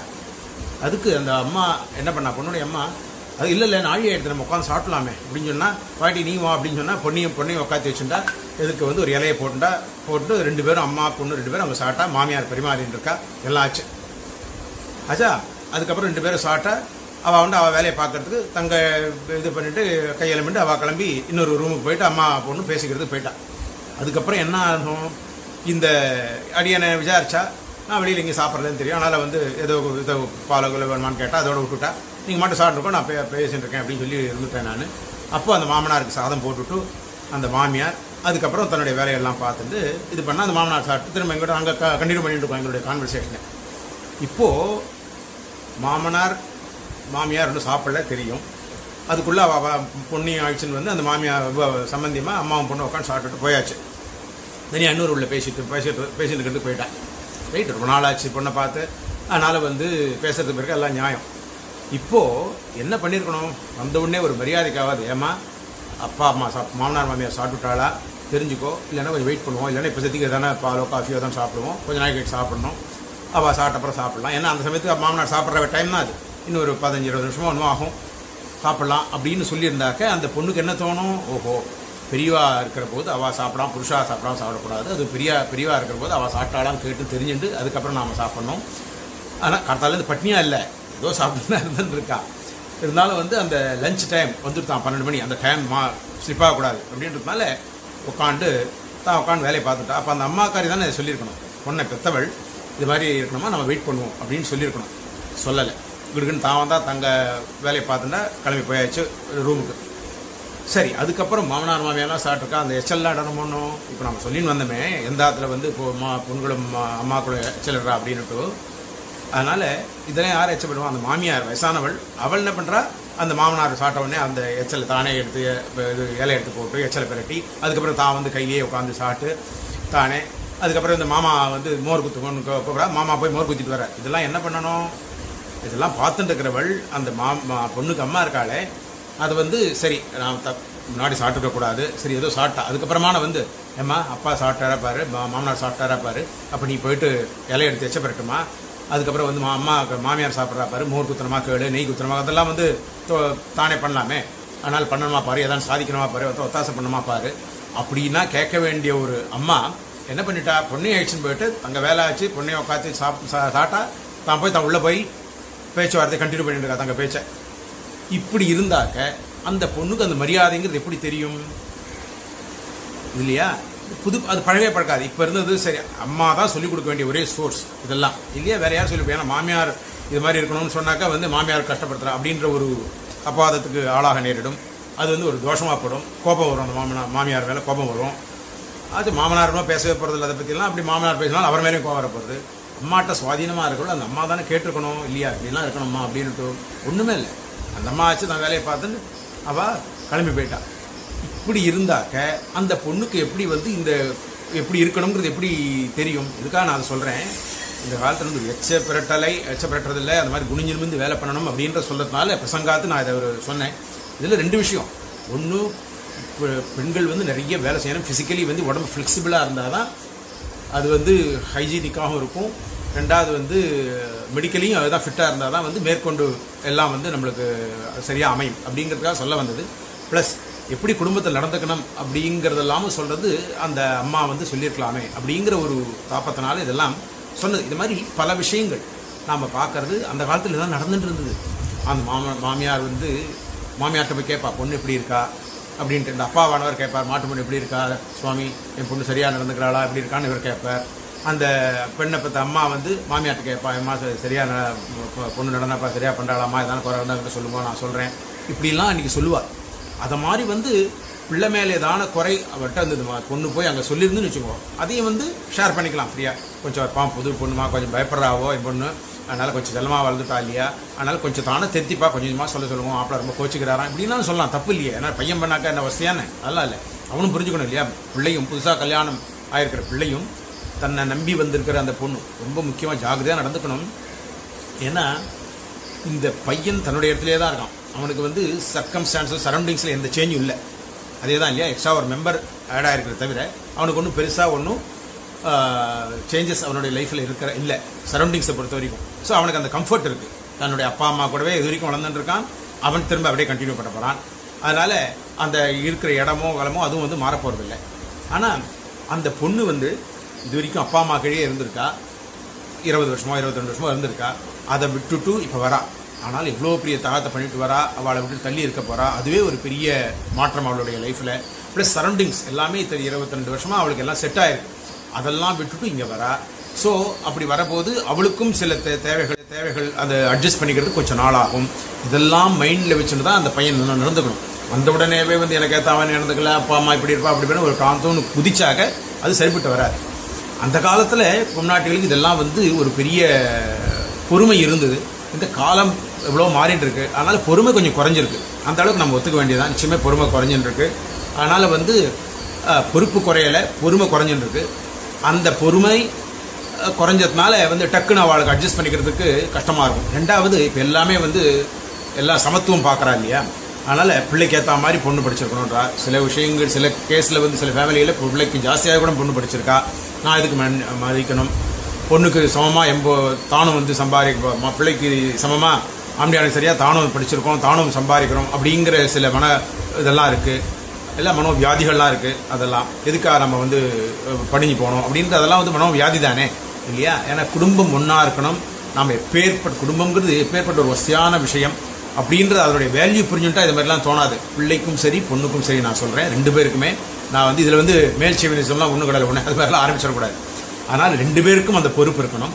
ஏன்னா அதை மாதிரி 2 பேர் சேர்ந்து கடைசி வரைக்கும் எத்தனை டிகேட்ஸ் அது மாதிரி கொடுத்தனம் பண்ணி சௌக்கியமாக சந்தோஷமாக இருக்கிற ஃபேமிலிகள்லாம் எப்படி பார்த்துருக்கோம் இல்லையா. அது மாதிரிலாம் நடந்துக்கலையே, அப்படியே நடக்க மாட்டேங்கிறத இப்போது ரொம்ப குறைஞ்சிருக்கேங்கிற ஒரு ஆதங்கத்தினால வெளிவருகிற வார்த்தைகளை வை. அதனால் அந்த அந்த இந்த காலத்தில் வந்து பொறுமை குறைஞ்சி போயிடுது. அதனால் அதையும் நாம் கன்சிடர் பண்ண வேண்டியிருக்கு. அப்படி இருக்கிற போது பையனாக இருந்தாலும் சரி, பையனும் வந்து பொண்ணு அத்தனை தியாகத்தை பண்ணிட்டு இங்கே வந்திருக்கா, தன்னை நம்பியே வந்திருக்காள். அதனால் அந்த ஒரு நம்பிக்கையை நம்ம வந்து காப்பாற்றணும். நம்ம பொறுமையாக தான் அவளை வந்து நம்ம இதுக்கு நம்ம அந்த ஆற்றுக்கு ஏற்ற மாதிரி செட் பண்ணணும். தானே கொஞ்ச நாள் ஆனால் சரியாயிடுவோம். அதனால் அப்படி இருக்கணும். அது மாதிரி வந்து அவசரப்படக்கூடாதுன்ற எண்ணம் பையனுக்கு வேணும். அந்த பொண்ணுக்கும் கூட நம்ம அப்பா அம்மா வந்து பார்த்து பண்ணி வச்சிருக்கா. அந்த மாதிரி கல்யாணங்களில் சொல்கிறேன், அப்பா அம்மா பார்த்து பண்ணி வச்சிருப்பா. நம்மளுடைய நன்மை, நம்ம நன்மைக்கு தானே எல்லாம் பண்ணியிருப்பா, எல்லாம் விசாரிச்சிருப்பா. என்னவோ அவர் வந்து கொஞ்சம் இன்றைக்கி ஆஃபீஸில் என்ன கடுப்போ தெரியல, கொஞ்சம் இதுவாக கோபமாக இருக்கார், அப்செட்டாக இருக்கார். அது மாதிரி அம்மா வந்து வயசான அப்பா, மாமனார் மாமியார், அதனால் இப்படி இருக்கா. நம்ம ஆற்றுல நம்ம மண்ணி வந்து எப்படி அப்பா அம்மா எப்படி இருந்தா நம்ம மண்ணிக்கிட்ட ஆற்றுல, அது மாதிரிலாம் வந்து அந்த பொண்ணும் கொஞ்சம் பொறுமையாக யோசிக்கணும். இதெல்லாம் இருக்குது. இவ்வளோலாம் கலந்து நம்ம பெரியவாள்லாம் பார்த்துட்டுருக்கோமே, இவ்வளோ கஷ்டங்கள் நடுவில் தன்னுடைய நல்ல அழகாக எத்தனை குழந்தைகள், 6 குழந்தைகள், 8 குழந்தைகள், 10 குழந்தைகள் அப்படிலாம் பெற்றுண்டு இப்படிலாம் தன்னுடைய தாம்பத்தியம் நடத்தியிருக்கா, எப்படி குடும்பத்தை நடத்தினதுருக்கா. ஒன்றுமே இல்லாத ஃபேமிலியே அவளை வந்து எப்படி அந்த குடும்பத்தை வந்து முன்னுக்கு கொண்டு வந்திருக்கா. அதுக்கப்புறம் பசங்கள்லாம் எவ்வளோ நல்லா இருக்கா, அதெல்லாம் நம்ம பார்க்குறோம் இல்லையா. அதுக்காகத்தான் எல்லாம் சொல்லலாம், ஆம்பளைகளுக்கே இன்றைக்கி இதுவாக இருக்கணுமா, அவள் மட்டும் வசதியா அப்படின்னு இல்லை. 2 பேரும் சமம். இன்னும் ஒரு விஷயம் சொல்கிறேன், ஆம்பளைகளை காட்டிலும் பெண்களுக்கு வந்து இன்னும் கொஞ்சம் உயரிய அந்தஸ்து கொடுத்துருக்கா. அந்த ஆற்றுல மாட்டு பொண்ணு வரும்போதே என்ன சொல்கிறா, குத்து விளக்கு ஏற்றுறதுக்கு ஒரு மாட்டு பொண்ணு வந்துட்டா, அப்படின்னு சொல்றா. பிள்ளை போய் ஏத்துறதுல குத்துவிளக்க, குத்துவிளக்கு யார் ஏற்றுவா? அந்த ஆற்றுக்கு யார் வந்து சுபத்தை தேடி கொடுக்கக்கூடியவளோ, இது யார் வந்து மங்களத்தை கொடுக்கக்கூடியவளோ அந்த ஆற்றுக்கு அவளை கொண்டு ஏற்ற சொல்கிறான். அவள் யார்? இந்த மாட்டு பொண்ணு. அப்பேற்பட்ட ஒரு உசரிய உசந்த ஸ்தானத்தை ஏன்னா எத்தனையோ ஃபேமிலியில் அதையும் பார்க்குறோம். மாமியார் வந்தோடனே, அம்மா இது வரைக்கும் நான்மையார் நானா பார்த்துட்டேன், இனிமேல் உன் பொறுப்புமா, நீ அவனை பார்த்துக்க வேண்டியது, எங்களை எல்லாமே சேர்ந்து நீ தான் பார்த்துக்க வேண்டியது அப்படின்ற ஒரு பொறுப்பும் அவளுக்கு கொடுத்து, சில ஆங்கில கஜானா சாயும் கொடுக்குறான் அப்படின்றா. அவள் பிடுங்கிறதுக்கு முன்னாடி கொடுத்துடணும், எவ்வளோ பொறுப்பாக நடந்துக்கணும். ஏன்னா இது நம்ம பொண்ணு பிள்ளைக்கு மட்டும் சொல்லலை, அந்த மாமியாருக்கும் இந்த வார்த்தையில் சிலது பொருந்தும். ஏன்னா இன்னொரு ஃபேமிலியை விட்டுட்டு அப்பா அம்மாவெல்லாம் விட்டுட்டு வந்திருக்கிற பொண்ணு திடீர்னு அட்ஜஸ்ட் ஆகிடுவா. நமக்கு ஏற்ற மாதிரி மாமியாரும் எதிர்பார்க்க முடியாது இல்லையா? ஆனால் கொஞ்சம் கொஞ்சமாக சொல்லி இப்படி பண்ணணுமான்னு சொன்னால் கேட்கிற குழந்தைகளும் இருக்குது. ஆனால் அந்த கேட்கிற குழந்தைகளோட எண்ணிக்கை குறைஞ்சிருக்குங்கிறதா இன்னைக்கு ஒரு சீர்கேடுகளுக்கெல்லாம் காரணம். அதனால் மாமியார் எத்தனையோ பேர் அவளை இது மாதிரி அனுபவிச்சிருக்கா. தன்னுடைய மாமியார் தன்னை எப்படி பார்த்துட்டா, ட்ரீட் பண்ணிட்டா அப்படின்லாம் வச்சு தான் பண்ணுவாள். ஸோ இது மாதிரி பல விஷயங்கள் இருக்குது, எல்லாத்தையும் நம்ம இங்கே சொல்ல முடியாது, அவருக்கு அவகாசம் இல்லை. இது மாதிரி சில விஷயங்களை பெண்ணை பெற்றவர்களும் சரி பிள்ளையை பெற்றவர்களும் சரி இதெல்லாம் பார்க்கணும் அப்படின்னு சொல்கிறோம். அப்புறம் இந்த நிறைய விஷயங்கள் இந்த சம்ஸ்காரத்தை பற்றி நிறைய பார்த்துட்டு வரோம் இல்லையா? சில சம்ஸ்காரங்கள் அப்படிங்கிறது வந்து வைதிகமான சம்ஸ்காரங்கள் சிலது, சிஷ்டாச்சாரத்தில் வந்திருக்கிற சம்ஸ்காரங்கள் சிலது பார்க்குறோம். அப்புறம் பழக்க வழக்கங்கள் சிலதெல்லாம் பார்த்துட்டு வரோம். அப்படி பெரியவா எல்லா ஒரு பழக்க வழமை எதுவுமே வந்து அவள் ஒன்று புரிஞ்சுக்கணும். இன்றைக்கி நம்ம வந்து ஏதோ சயின்டிஃபிக் வேர்ல்டில் நம்ம தான் ரொம்ப ப்ரில்லியன்ட்டு அப்படின்னு நம்ம நினச்சிட்டு இருக்கோம். அது ரொம்ப தப்பான அபிப்பிராயம். ஒவ்வொரு விஷயத்தையும் பார்த்தா இப்போ ஏற்பட்ட ஒரு சயின்டிஃபிக் அட்வான்ஸ்மெண்ட்டோ, இன்றைக்கி நம்ம சயின்டிஃபிக் அட்வான்ஸ்மெண்ட்டுன்னு இதை சொல்கிறோம். ஆனால் நம்ம பார்த்தோம்னா நம்மளுக்கு பெரியவாளாக நம்ம இருந்திருக்காளே, அவள் எவ்வளோ ஒரு புத்தி கூர்மையோடு செயல்பட்டுருக்கா. விஷனரிஸ் இன்றைக்கி நம்ம பார்க்குற சயின்டிஃபிக் அட்வான்ஸ்மெண்ட் எல்லாம் நாம் நினச்சிட்டு இருக்கிறதெல்லாம் வந்து ஒரு ஷார்ட் டேர்மில் வந்து நமக்கெல்லாம் ரொம்ப ஒரு சுகத்தை கொடுக்கலாம். ஆனால் நம்ம பெரியவா பண்ணிட்டு இருந்ததெல்லாம் பார்த்தா என்ன அளவுக்கு அவளுக்கு ஒரு விஷன் இருந்திருக்கு, ஃப்யூச்சரை எவ்வளோ திங்க் பண்ணி பார்த்துருக்கா. குழந்தைகளை வளர்க்குறதா இருக்கட்டும், கல்யாணம் பண்ணி வைக்கிறதா இருக்கட்டும், கல்யாணம் பண்ணின பசங்களை வந்து பார்த்துக்கிறதா இருக்கட்டும், எவ்வளோ சூக்ஷ்மமான விஷயங்களெல்லாம் பார்த்துருக்கா. அந்த அளவு நீங்களாம் நினச்சி பாருங்க, உண்மையாக ஒரு நிமிஷம். அந்த அளவு சூக்ஷ்மம் நமக்கு இருக்கா? அந்த அளவு ஒரு ஷார்ப்னஸ் நமக்கு இருக்கா பெரியவாளை மாதிரி? இல்லை, நிச்சயமாக இல்லை இல்லையா? அதனால் சில பழக்க வழக்கங்கள்லாம் பெரியவா அப்படி தான் வச்சுருக்கா. இந்த வெத்தலை போட்டுக்கிறதுன்னு ஒரு பழக்கம் இருக்குது இல்லையா? என்றைக்கு ஆரம்பிக்கிறது? அவன் வந்து விரதங்கள்லாம் முடிஞ்ச பிறகு, கல்யாணம்லாம் ஆனப்புறம் வந்து இந்த நலங்கு இதெல்லாம் இருக்குது, அப்புறம் எல்லாம் கொடுப்பா, ஆற்று கழிச்சப்புறம் ரெகுலராகவே போட்டுக்கணும், இதெல்லாம் இருக்குது. ஸோ அதுவும் எஸ்பெஷலி பெண்ணை ஆற்றுக்கு மாட்டுமன் ஆற்றுக்கெல்லாம் அழைச்ச பிறகு அந்த பெண்ணும் சரி பிள்ளையும் சரி வெத்தலைபாக்கு போட்டுக்கணும்லாம் இருக்குது. அது வந்து இந்த வெத்தலைபாக்கு போட்டுக்கிறது ஒரு அலங்காரம் கூட, ஒரு வந்து அது நம்மளுடைய மெடிக்கலி ஆல்சோ அது ரொம்ப நம்மளுக்கு ஹெல்ப் பண்ணுறது அப்படின்னு சொல்கிறா டாக்டர்ஸ்லாம்.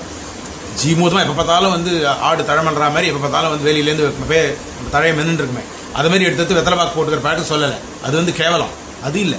அந்த சாப்பிட்ட உடனே அந்த மத்தியான இது சாப்பிட்ட உடனே காலங்காலத்தான் உடனே டிஃபன் எடுத்த உடனே ஒரு வெத்தலைபாக்கு தழை போட்டுக்கிறது, அப்புறம் காஃபி சாப்பிட்ட உடனே ஒரு வெத்தலைபாக்கு போட்டுக்கிறது, அந்த கேவலங்களெல்லாம் நான் சொல்லலை. இது கல்யாணமான தம்பதிகள் எவ்வளோ நாளைக்கு இதுவாக முடியுமோ அந்த அளவுக்கு வந்து வெத்தலைபாக்கு போட்டுக்கிறது. எதுக்காக அப்படின்னா, சமீபத்தில் ஒரு ஃபெர்டிலிட்டி சென்டர் அதனுடைய இனாகுரேஷன் நடந்தது.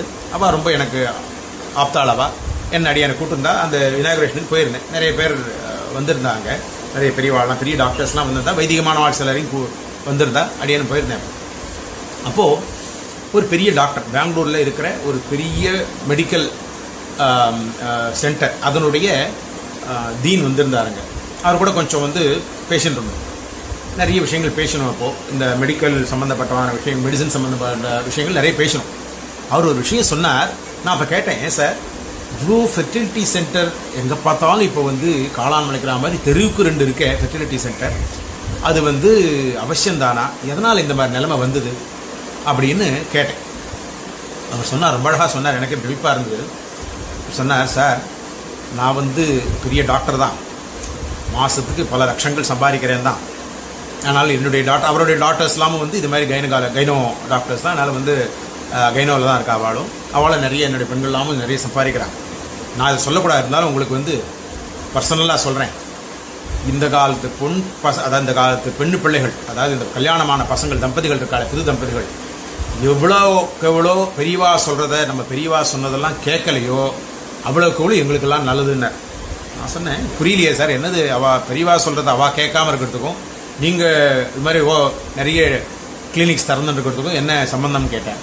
அவர் சொன்னார், ஒரே ஒரு எக்ஸாம்பிள் சொல்கிறேன் சார். பெரியவா வச்சிருக்கிற அத்தனை பழக்க வழக்கங்களும் வந்து அடுத்த ஜெனரேஷனுக்கு எவ்வளோ நல்லது பண்ணும் அப்படிங்கிறத மனசில் வச்சுட்டு தான் அவள் பண்ணுறான். அதுக்கு இப்போ வெத்தலைப்பாக்கு போட்டுக்கிறதுன்னு ஒரு விஷயத்தை எடுத்து சொல்கிறேன் சார். இந்த வெத்தலைப்பாக்கு போட்டுக்கிறதுங்கிறது வந்து வெறும் வந்து ஒரு என்ஜாய்மெண்ட்டுக்காக மட்டும் இல்லை, அதை வச்சு ஒரு ரசித்து சாப்பிட்றதுக்கோ அது ஒன்றும் இல்லை, அதுக்காக மட்டும் இல்லை.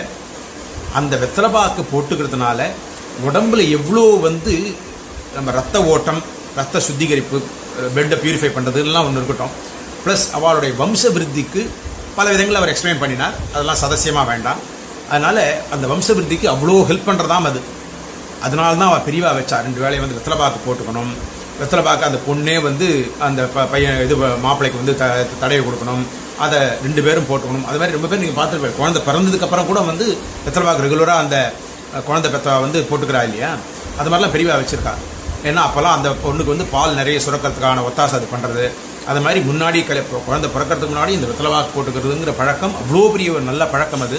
அதை வச்சுட்டாக்க ஒரு அந்த வம்சவிருத்திக்கான எல்லா விஷயங்களும் அனுகூலமாக அமையிறது உடம்புல. அதனால் மெடிக்கலி இது ப்ரூவன் இது. அதனால் இதெல்லாம் பெரியவா வச்சுருக்கா சார். ஆனால் உங்களுக்கு தெரியுமே, இந்த காலத்தில் எந்த பசங்க சார் வெத்தலைப்பாக்கு போயிட்டு அங்கே வெட்டி கடையில் போய் பீடா வாங்கி சாப்பிட்றாளே தவிர, அதை வந்து ஒரு என்ஜாய்மெண்ட்டுன்னு நினச்சுட்டாலே தவிர, ஏதோ டிஃபன் சாப்பிட்ற மாதிரி வெளியில் வாங்கி சாப்பிட்ற மாதிரி இதையும் சாப்பிட்றதுன்னு ஒன்று வச்சுட்டாலே தவிர, எத்தனை ஆண்களில் பெரியவா சொன்னாலும் கேட்காம எத்தனை பேர் வெத்தலைப்பாக்கு போட்டுக்கிறா சார். அதனால் வெத்தலைப்பாக்கு போட்டுக்காததும் ஒரு காரணம். ஒன்று உடம்புல வெயிட்டை குறைக்கிறது ஒரு காரணம்னு சொன்னோம். உடம்பு வணங்கி குனிஞ்சு நிமிர்ந்து பண்ணுறது, வேர்வை சிந்த பண்ணுறது, ஆண் பெண் 2 பேருக்கும் நாம் இந்த விஷயத்த சொல்கிறோம். உடனே எடுத்துட்டாதீங்க பெண்ணுங்க மட்டும் சொல்கிறார் இவர்னு இல்லை, 2 பேருக்குமே சொல்கிறோம். உடம்பி வணங்கி வேர்வை சிந்த உழைக்கிறது, உடம்பு ஃப்ளெக்சிபிளாக வச்சுக்கிறது, இதெல்லாம் ஒரு விஷயம் சொன்னோம். அதெல்லாம் போராதுன்னு இந்த வெத்தலைப்பாக்கு போட்டுக்கிறது அப்படிங்கிற ஒரு வழக்கத்தையும் நம்ம பெரியவா கொண்டு வந்திருக்கான்னு. அது வந்து அவ்வளோ அனுகூலத்தை பண்ணுறது, உடம்புக்கு வம்சவிருத்திக்கு உண்டான வழியெல்லாம் பண்ணுறது சார். ஆனால் இந்த காலத்தில் ஒருத்தரும் போட்டுக்கிறது இல்லை. அதனால் வந்து இதெல்லாம் பெரியவா சொன்னாலோ இதெல்லாம் பெரியவா பண்ணிட்டு இருந்தாலோ அது எதுவும் இந்த காலத்து பசங்க பண்ணுறதில்ல. அதனால் குழந்தை வளர்றது, குழந்தை பிறக்கிறதோ கன்சீவ் ஆகிறதோ ரொம்ப டிலே ஆகுது, இல்லை நடக்காமே போகிறது. ஆனால் அப்படி இருக்கிற வரைக்கும் எங்களுக்கு இந்த மாதிரி ஃபெர்டிலிட்டி சென்டர் எவ்வளோ ஒரு தெருவுக்கு 2ன்னு சார் 20 வச்சா கூட எங்களுக்கு வந்து வியாபாரம் ஆகும் அப்படின்னார். இது கேட்கறதுக்கு எவ்வளோ ஒரு காதுக்கு கொடூரமாக இருக்குல்ல. நம்ம பெரியவா இவ்வளோ விஷயங்களை பண்ணி கொடுத்தும் அப்புறம் இதில் வந்து சொல்கிறோம் பகவத் சங்கல்பம்னு அடிக்கடி நம்ம சொல்லிட்டு இருக்கோம், அதெல்லாம் ரைட்டு. ஆனால் நம்மளால் நாம் பண்ண வேண்டியவர்களை பண்ணிடணும். நம்ம முயற்சி இல்லாமல் முயற்சி திருவினை ஆகும் இல்லையா. அதனால் முயற்சிங்கிறது ஒரு பெரிய செல்வம். இந்த முன்னாடி ஆசைப்படணும், அதை பண்ணணும்ட்டு, அதுக்கப்புறம் அதுக்கான பிரயாசப்படணும், அதெல்லாம் பண்ணிவிட்டு அதுக்கப்புறம் பெருமாள் கிட்ட விட்டுணும் தான் சொல்லியிருக்கு சாஸ்திரமும். நீ வந்து பெருமாளெல்லாம் பார்த்துப்பார், நீ கம்முன்னு மேலே இருக்கிறவன் பார்த்துப்பான் அப்படின்னு சொல்கிறாங்க.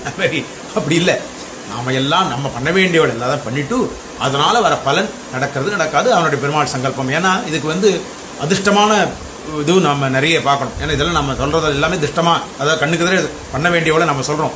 அதிர்ஷ்டமானது எவ்வளோ இருக்கும், எத்தனையோ நம்ம ஃபேமிலியில் நடந்திருக்கலாம். அடுத்த வாளுக்கு பண்ண பாகவதாளுடைய சாபம், யாரும் சாபம் அடி விட்டுற மாட்டா, அவள் மனசு கலங்கியிருந்தா அதனால் பெருமாளுக்கு திருவுள்ள கலக்கம் ஏற்படும். பாகவதாளை எவ்வளோக்குள்ள நம்ம மனசை கஷ்டப்படுத்துகிறோமோ அதெல்லாம் பெருமாளுக்கு பாதிக்கும். பெருமாளை பண்ணினா நாம் அவனை வாழ்த்தியோ நம்ம உற்சவம் பண்ணியோ பெருமாளுக்கு ஒன்றும் ஆப்பறதில்லை.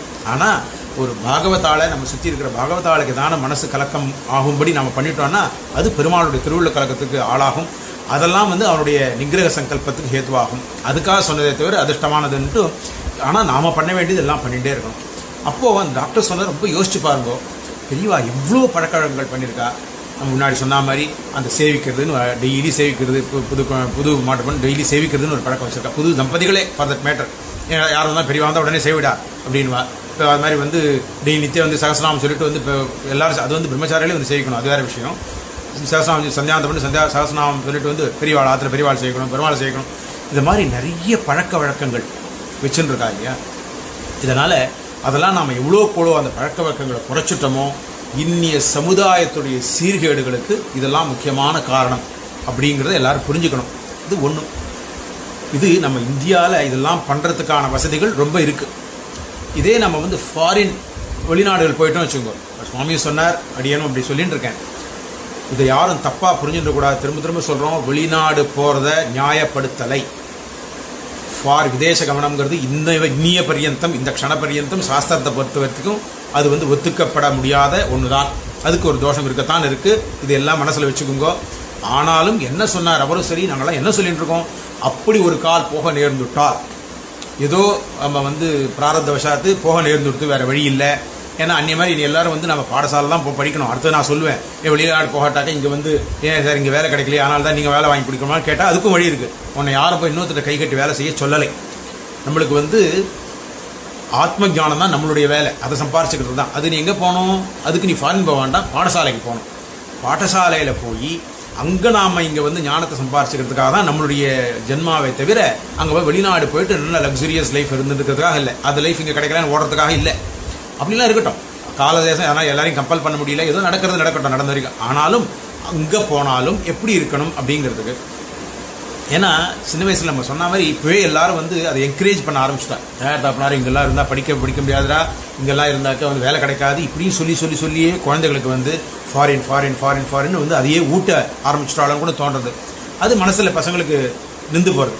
அதனால் என்ன பண்ணுறா, இந்த ஃபாரின் போகிற பசங்களாம் நான் எப்போது சொல்கிற வழக்கம், ஒரு தரம் அதுக்கு அந்த ஒரு வசதி கண்டு அங்கே போயிட்டா, சுகத்தை கண்டுட்டான்னா 99% அவள் திரும்ப வர போகிறா, இந்த பக்கம் வந்து திரும்ப செட்டில் ஆக போகிறாங்கிறது வந்து அந்த ட்ரீமே வேண்டாம். 1% இருக்குது, எல்லாத்துலேயும் எக்ஸப்ஷன் உண்டு. அதை நாம் ப்ராசஸாக எடுத்துக்கூடாது. ஆனால் வந்து இல்லை அவாத்தில் இருக்காளே அவள் திரும்ப வந்துட்டாளேன்னு சொல்லாதீங்க. அது மாதிரி இருந்தால் அவள் சந்தோஷம், அவளுடைய திருவடிகளுக்கு பல்லாண்டு பாடுகிறேன், வேறு ஒன்றும் இல்லை. ஆனால் 199 பேர் ஒன்ஸ் அங்கே வெளிநாடுன்னு போயாச்சுன்னா அந்த லக்ஸூரியஸ் அந்த லைஃபு, அந்த லக்ஸுரி கம்ஃபர்ட் ஜோனில் போய் அவள் இருந்தாச்சுன்னா திரும்ப அவள் இங்கே வரத்துக்கு தயாராக இல்லை.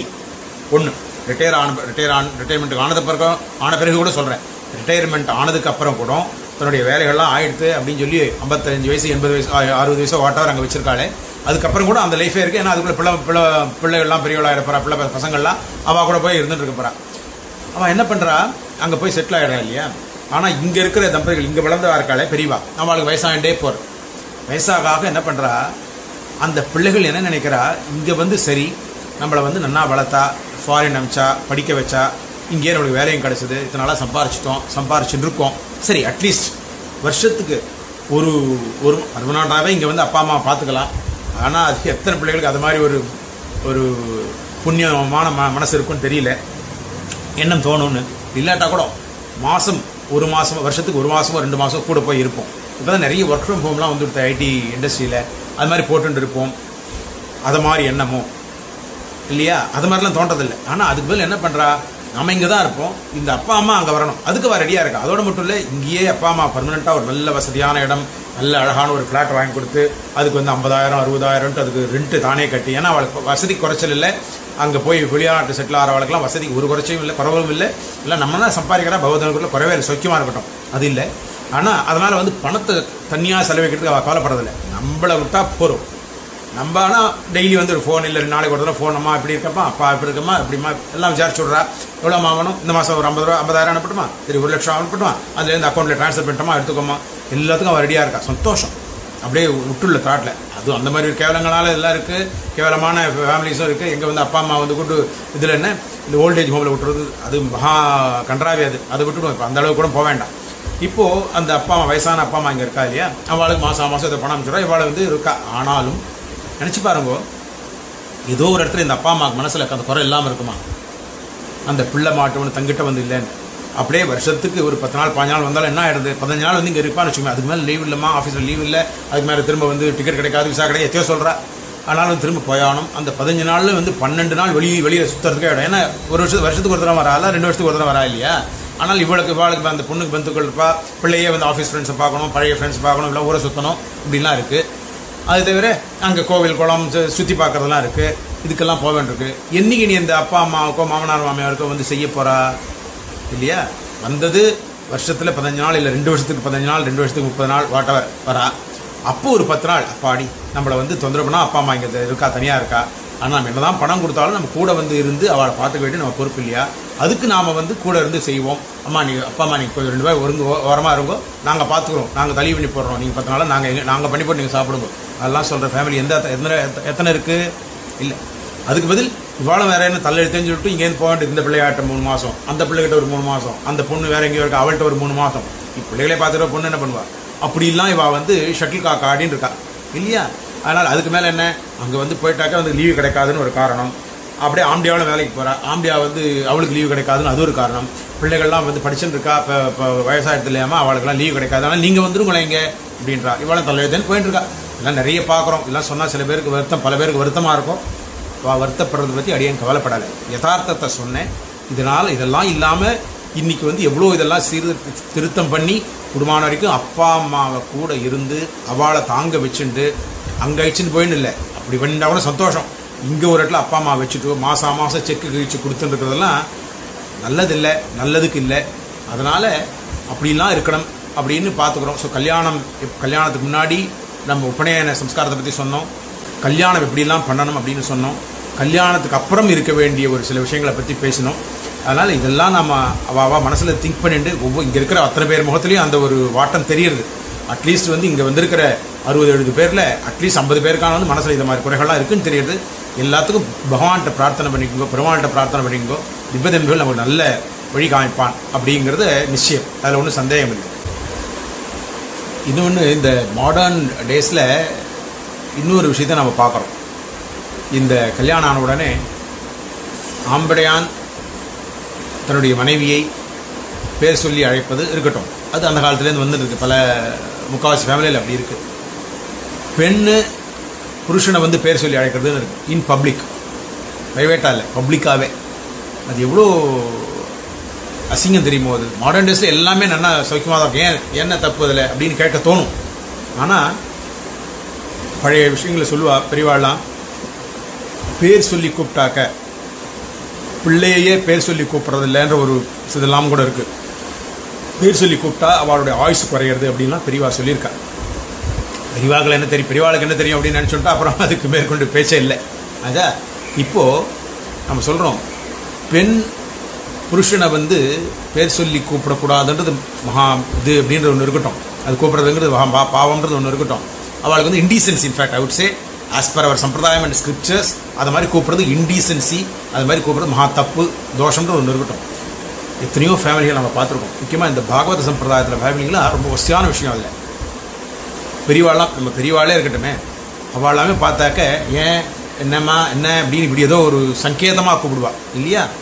அப்படி கூப்பிடுவாளே தவிர அங்கேருந்து டி போட்டோ வந்து பேர் சொல்லியோ எல்லாருதையும் அப்படிலாம் கூப்பிட்றது நம்ம உண்மையாக பெரியவாளாக ரொம்ப பெரியவாளை பார்த்தா அது மாதிரி நீங்கள் நிறைய பார்க்கலாம். வைதிகாளுடைய ஃபேமிலியில். பாகவதாள் ஃபேமிலி இப்போ பாகவத சம்பிரதாயம்லாம் இருக்கேன். இதில் பார்த்தா அவள் வந்து அங்கேருந்து ராதே கிருஷ்ணா ராதே இப்படி ஏதோ கூட்டுன்னு பகவத் இதுலேயோடய அந்த பகவன் நாமாவையே வச்சு கூப்பிடுவாளே தவிர இது மாதிரி கூப்பிட மாட்டான். அது மாதிரி ஃபேமிலிகள் ரொம்ப வெரி ஃபியூ. ஆனால் சொல்கிறது அது அவ்வளோ பக்குவப்பட்ட ஒரு ஃபேமிலியில் தான் அது மாதிரிலாம் இருக்க முடியும். இப்போ பப்ளிக்காகவே வந்து ஆம்பியாம் பொண்டாட்டியை வந்து எல்லாரையும் டீ போட்டு கூப்பிட்றதும் பேர் சொல்லி கூப்பிட்றதும் அது மாதிரி பொண்டாட்டி ஆம்பியான் எல்லாரையும் கூப்பிட்றதும் சர்வசாதாரணமாக போயிட்டு இதெல்லாம் மாடர்ன் டேஸில் நடக்கிற ஒரு கேவலம். நம்ம சமுதாயம் இப்படி சீர்கெட்டு போயிட்டு இருக்கு அப்படின்ற ஒரு வருத்தமே தவிர மிச்சவாளை பற்றி நான் யாரையும் சொல்ல விரும்பலை. நம்ம சமுதாயம் நாம் வந்து கொஞ்சம் ஜாகிரதையாக இருக்கலாமே, பெரியவா சொன்னதுக்கு ஏற்ற மாதிரி 1-2 ஃபாலோ பண்ணலாமே அப்படின்ற ஒரு ஆதங்கத்தில் சொல்கிறேன். அது நாமெல்லாம் நன்னா இருக்கோம்னா பாகவதாளுடைய அனுகிரகம் தான், வேற ஒன்றும் இல்லை. அப்படி இருந்தா இப்பேற்பட்ட ஆத்துக்காரர் கூட எல்லாம் 70 வருஷம் 75 வருஷம் வந்து தாம்பத்தியம் இருந்தா எத்தனை பேர் இருந்திருக்கா? நம்ம பெரியவாள்லாம் பார்க்கலாமா இல்லையா? இன்னைக்கு வந்து என்ன ஆகுது, 90 நாளா 9 மாசமா 9 வருஷமா தெரியல. லிவிங் டுகெதர் ஆகி இப்ப லீவிங் டுகெதர் ஆயிடுது. அந்த ஸ்திதிக்கு வந்து காரணம் என்ன? கூட்டு குடும்பத்துல இல்லை. கூட்டு குடும்பத்துல வரணும். பெரியவா சொல்லுவா 4 பாது தப்புமான்னு சொல்லுவா. பார்த்தே சில தெரிஞ்சுக்கும், சில சொன்னாக்கா தெரிஞ்சுக்கும். சில குழந்தைகள் பார்த்து வரணும், சொல்லி வரணும். அது இல்லைன்னா கஷ்டம். 2வது, சரி புதுசா ஒரு பொண்ணு வந்து இன்னொரு இடத்துக்கு போனா எப்படி சார் வரும், எப்படி அவளால வந்து அவ்வளவு ஈஸியா ஒத்து போக முடியும் அப்படிங்கிறதுதான் பெரியவா என்ன பண்ணா 5 நாள் கல்யாணம்னு வச்சா. எதுக்காக வச்சா தெரியுமா? சில கிளிப்பிங்ஸ் எல்லாம் இப்ப போடுவாரு. அந்த கிளிப்பிங்ஸை பார்த்தாக்க தெரியும் முன்னாடி எப்படி வந்து சமிதாதானம் வந்து லைஃப்லாம் இவன் பண்ணணுமோ, கல்யாணமோ கிரகஸ்தன் ஆற வரைக்கும் அந்த பையன் பண்ணணுமோ. ஒரு கிரகஸ்தன் அந்த அன்னைக்கு ஆரம்பிச்ச அந்த கிரகஸ்தனான அன்னைக்கு ஆரம்பிச்ச உபாசனமானது கடைசி பரியந்தம், கடைசினா நான் எப்ப சொல்றேன்னு உங்களுக்கு புரியும், அது வரைக்கும் அந்த உபாசனம், அந்த அக்னி தான் அவனுக்கு ஒரே அக்னி தான். அவனால ஏதோ ஒரு நாள் பண்ண முடியாட்டா 2 வேளை பண்ணணும், அப்படி இல்லை ஒரு வேலையான பண்ணணும், மறுநாள் இதுக்கு சேர்ந்து அவருக்கு மறுநாள் காலத்தால கொடுத்துக்கலாம், தப்பு இல்லை. இவ்வளவு பெரியவா கொடுத்துருக்காங்க. ஆனா உபாசனம் இல்லாம இருக்கக்கூடாது, உபாசனம் பண்ணணும். இல்லைன்னா இப்ப அது விட்டு போயிட்டு என்ன பண்றதோ, அப்புறம் அக்னி சந்தானம் சொல்லிட்டு திரும்ப அக்னியை கூட்டி அதுக்கான ஒரு கிரியை பண்ணி பண்ணணும். அதெல்லாம் இருக்கட்டும். இப்போ அந்த குழந்தைக்கு பையனுக்கு ஒண்ணு பையனுக்கு வந்து இந்த வைதிக சம்ஸ்காரங்கள்லாம் பழகணும்ன்றது ஒண்ணு. 5 நாள் உபாசனம் பண்ணுவான், மிச்ச 8 வேளை அவன் பண்ணுவாங்க. மிச்ச நாள்ல பண்ண முடியாட்டாலும் இப்பதான் எல்லாம் லௌகிக விருத்தியா போயிட்டு ஒன்றும் சொல்ல முடியல, இந்த மாதிரி அத்தியானத்துக்கு எல்லாம் போக முடியல. ஆனால் ஆபீஸ் போயிட்டா பண்ண முடியுமோ முடியாது. இந்த 5 நாளால பழகிட்டான அவகாசம் இருக்கிற போதான பண்ணலாம் அப்படின்ட்டு 5 நாள் வந்து அவனுக்கு வந்து அன்னைக்கு காத்தால ஆரம்பிச்சு மறுநாள் கடைசி நாள் வந்து 5ஆவது நாள் காத்தால வந்து கிரகப்பிரவேசம் வரைக்கும் அது பழகிடும். அது மாதிரி இந்த பொண்ணுக்கு என்ன பண்ணுவா, நித்தியப்படி காத்தா கல்யாணம் ஆயிட்டு அன்னைக்கு சாயங்காலத்துல இருந்து ஆரம்பிச்சு ஊஞ்சல்னு உண்டு, நலங்குன்னு உண்டு. அந்த ஊஞ்சல் அவபாசத்துக்கு முன்னாடி ஊஞ்சல் உண்டு. என்ன பண்ணணும், இந்த பொண்ணு போயிட்டு கையில கட்டு சந்தனம் அதெல்லாம் எடுத்துன்னு போயிட்டு அவனுக்கு வந்து பிள்ளைய போய் கூப்பிடணும். மாப்பிள்ளைய புதுசாதான சந்திச்சிருக்கா, அப்பதானே பழக்கம். இப்ப மாதிரி இல்லையே, இப்போ வந்து கல்யாணங்கள் ஒரு ஃபேஷன்னா முன்னாடி எல்லாம் சீமந்தம் எல்லாம் முன்னாடி ஆயிடுறது. அதனால இப்போ இன்னும் வைதிக இதுல இருக்கு, இப்படி பண்ணிட்டு இருக்கா. இன்னும் வைதிக ஆள்ல இதெல்லாம் குறையல. நம்ம இல்லாம அதுல பரணும். நம்ம லௌகிகா தானே, இதனால வந்து எவ்வளவு கஷ்டமோ இல்ல, அது எவ்வளவு சிம்பிள் இப்ப காமிக்கிறேன். ஒரு லௌகிக ஃபேமிலியில பசங்கள் நல்லா படிச்ச பசங்கள், பொண்களும் நல்லா படிச்சிருக்கா, அந்த பிள்ளைகளும் நல்லா படிச்சிருக்கா, எல்லாம் சிஏ என்ன எம்டெக் என்ன அப்படிதான் இருக்கு அந்த பசங்கள்லாம். ஆனாலும் அதுக்கு ஒத்துண்டு வைதிகமான 5 நாள் கல்யாணம் பண்ணிக்கிறோம், அதுதான் பண்ணணும் அப்படி இதை பத்திலாம் நான் சொன்னேன். இப்படிதான் பண்ணிக்கணும்டா, இதெல்லாம் இருக்கு, பண்ணிக்கணும் குழந்தைகளா அப்படின்னு சொன்னா 2 குழந்தைகளை ஒத்துண்டது. குழந்தைகள் ஒத்துண்டது பெரிய விஷயம் இல்ல, குழந்தைகளுடைய பெற்றோர் ஒத்துண்டா. அவ வந்து ஐயோ 5 நாள்லாம் செலவு, எத்தனை பேருக்கு சாப்பாடு போடணும் இல்ல. மிச்ச நாள் அந்த கல்யாணத்தன்னைக்கு தவிர மிச்ச நாள்ல 4 நாளைக்கு வந்து மொத்தம் ஆத்துல இருக்க போறாங்க 10-12 பேர் தானே. அவளுக்கெல்லாம் ஆசையா அதை பண்ணணுங்கிற ஒரு ஆசை வளரணும். நிறைய இது மாதிரி வந்துருக்கணும் அப்படின்ட்டு சில கிளிப்பிங்ஸ் போடுறேன் பாருங்க. நீங்க நினைப்பேன் லௌகிக காசை எப்படி பண்ண முடியும்னு. அந்த நலங்கு கூப்பிடுற போது சந்தனத்தை கொடுத்து என்ன கூப்பிடுவா தெரியுமா அந்த பொண்ணு, ஆத்துக்காரரை பார்த்து சேவிச்சுட்டு சந்தனம் பூசிட்டு அவனுக்கு வந்து குடிமையில வந்து பூ வச்சுக்கிறது, பூவையும் கொடுத்து ஔபாசனத்துக்கு நாழியா எடுத்து வாருங்கோ அப்படின்னு கூப்பிடணும் அந்த மாட்டு பொண்ணு. அப்போ இவ கூடவே அவர் வந்து ஔபாசனத்துக்கு வருவார். உடனே ஆத்துக்கு காத்தால கல்யாணத்துக்கு பண்ணி சாயங்காலம் ரூம் போட்டு உடனே ஜோடனை பண்ணி சாந்தி முகூர்த்தம் கிடையாது. 6 மாசம் ஆகணும். இன்னைக்கு நினைச்சு பாருங்க, நம்ம எங்க இருக்கோம் பெருமா. ஐயோ நம்ம சமுதாயம் கெட்டு போயிட்டு நம்ம இப்படி போயிட்டு என்னதான் ஆகுமோ, யார் காரணம் இதுக்கெல்லாம்? நாம தான் காரணம். நாம இதெல்லாம் வந்து ஆதரிக்கவே இல்லையே, பெரியவா பண்ணி காமிச்சதை நம்ம ஃபாலோ பண்ணலையே. எது லகுவா இருக்கோ அதை பார்க்க போயிட்டோம் இல்லையா நாம. அந்த 6 மாசத்துல அந்த கல்யாணத்தும் போது எல்லாருக்கும் தெரியணும், பூதானம்னு ஒண்ணு பண்ணுவா இல்லையா. இப்ப அதுக்கு பதில் பைசா வச்சு கொடுத்துடுறா, அது வேற விஷயம். எதுக்காக பண்றது தெரியுமா அந்த பூதானம்? ருத்துவான பெண்களை, அதாவது மேஜரான பெண்களை ஆத்துல வச்சுட்டு இருந்தா ஒவ்வொரு மாசமும் அந்த பொண்ணு அந்த ஸ்நானம் பண்ற போது ருத்து காலத்துல இப்ப இந்த அப்பாவுக்கு வந்து ஒரு தோஷம் வருது சரியா. இந்த தோஷம் எப்ப போறது தெரியுமா, அந்த மாப்பிள்ளையா கொண்டு வரான ஒருத்தன் அவன் விஷ்ணுவா இது பண்ணி தானே அவனுக்கு கொடுக்குறான் அந்த பொண்ணை. அப்போ அவனுக்கு வந்து பூதானம் பண்ணி கொடுக்குறான் பிராயச்சித்தார்த்தமாக. தனக்கு இத்தனை நாளா நேர்ந்து விட்டு அந்த தோஷம் போறதுக்காக பூதானம் பண்றாள். இன்னும் கோதம் நிறைய இதெல்லாம் இருக்கு, இப்படி இருக்கட்டும். சரி, அந்த பையனுக்கு இந்த தோஷம் வராதா? பையன் வந்து ஒரு ருதுவான பொண்ணை பண்ணிக்கிறதுனால இப்ப சட்டத்துக்கு அதெல்லாம் வராது. இருந்தாலும் தெரியணும்னுக்காக சொல்றேன். இன்னைக்கு வந்து சட்ட பிரகாரம் என்ன இருக்கோ 18 வயசோ 21 வயசோ அப்படித்தான் பண்ணணும். நாம அதை அதிலங்கனம் பண்ணக்கூடாது. இருந்தாலும் இதை காரணம் சொல்றேன். ஆனா மிச்சத்தை பண்ணாலே 6 மாசம் கழிச்சு ஆத்த இழக்கலாம் இல்லையா, தப்பு இல்லையே. அதுக்காக காரணம் சொல்றேன். இந்த பையன் என்ன பண்ணணும், இந்த பொண்ணை வந்து ருதுவான பொண்ணை கல்யாணம் பண்ணிக்கிறதுக்கு அவனுக்கு ஒரு பாப்பம் சம்பவிக்கிறது. அது பிராயஷ்சித்தார்த்தம் கூஷ்மாண்ட ஹோமம்னு ஒண்ணு இருக்கு. கூஷ்மாண்டம்னா பூசணின்னு நினைப்பா, பூசணி வச்சு பண்றது இல்ல. அப்படி ஆரம்பிக்கிற ஒரு இருக்கு.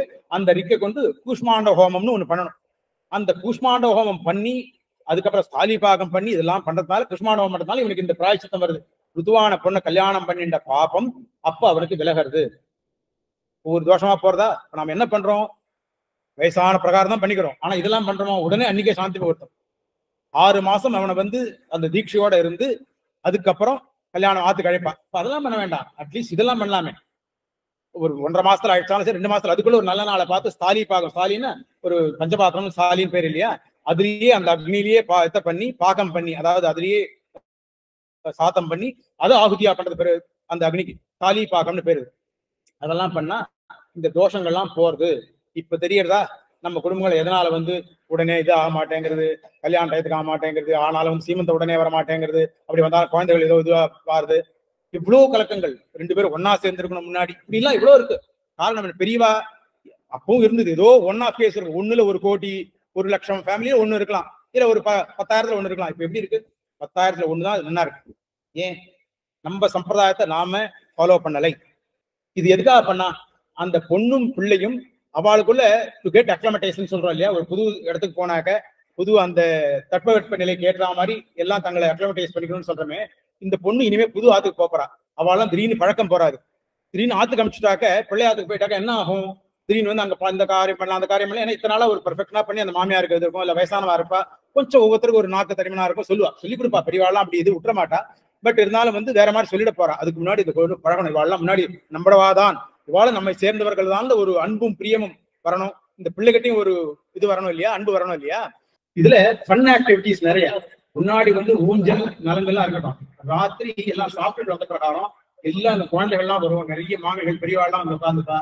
அப்போ ஃபன் ஆக்டிவிட்டிஸ் இந்த பசங்களுக்கு எல்லா ஃபன் ஆக்டிவிட்டிஸ் இருக்கும். நீங்க நாம சொல்றோமே இந்த இதுல ரிசப்ஷன் ஒண்ணு கூட்ட வச்சுட்டு அதுல ஒரு ஆட்டம் பாட்டம் ஆர்ப்பாட்டம்லாம் இருக்குமே, இது எல்லாம் அதையும் உண்டு. என்ன மங்கா, இன்னும் 2 நாட்களில் அல்பத்வாசி வருகிறது. அதற்கென்ன இப்பொழுது? எப்பொழுதும் நீங்கள் தீர்த்தா மாறி சாப்பிட வருவதற்குள் 4000 பாராயிரம் புண்ணியம். ஆனால் அல்பத்வாசி என்று அது முடியாதே. சரியான கேள்வி சுவாமி. எனக்கும் அரியனுக்கும் ஒரு விண்ணப்பம். உனக்குமா? சொல் ராஜகோபாலா. திவ்ய பிரபந்தத்தின் எண்ணிக்கையை தெளிவாக அருள் செய்ய வேண்டும். இப்பொழுது ஆழ்வார் அவதரித்த நாள், ஊர், திங்கள், பாகத்தின் எண்ணிக்கையை பிரபந்த சாரத்தை எழுதுகிறோம். இந்த பிரபந்த சாரத்தை சொன்னாலேயே 4000 சொன்ன பணம் எல்லோருக்கும் கிடைக்கட்டும். அங்கா, நீ சென்று காரியங்களை கவனி.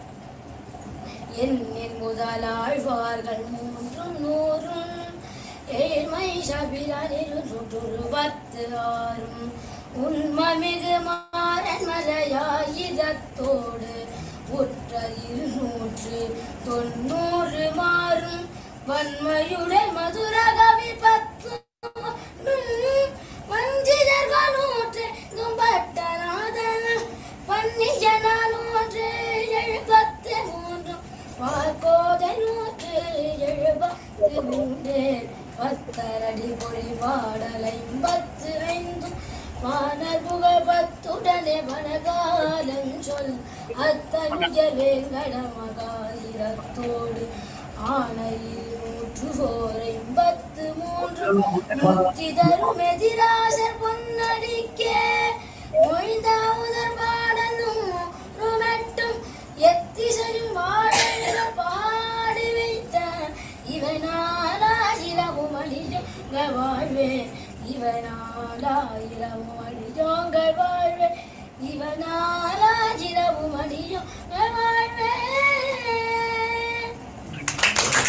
இப்போ இது எதுக்காக இந்த ஆக்டிவிட்டிலாம் அந்த அவளுக்குள்ள ஒரு பரஸ்பரம் ஒரு ஃபன் வரதுக்காக.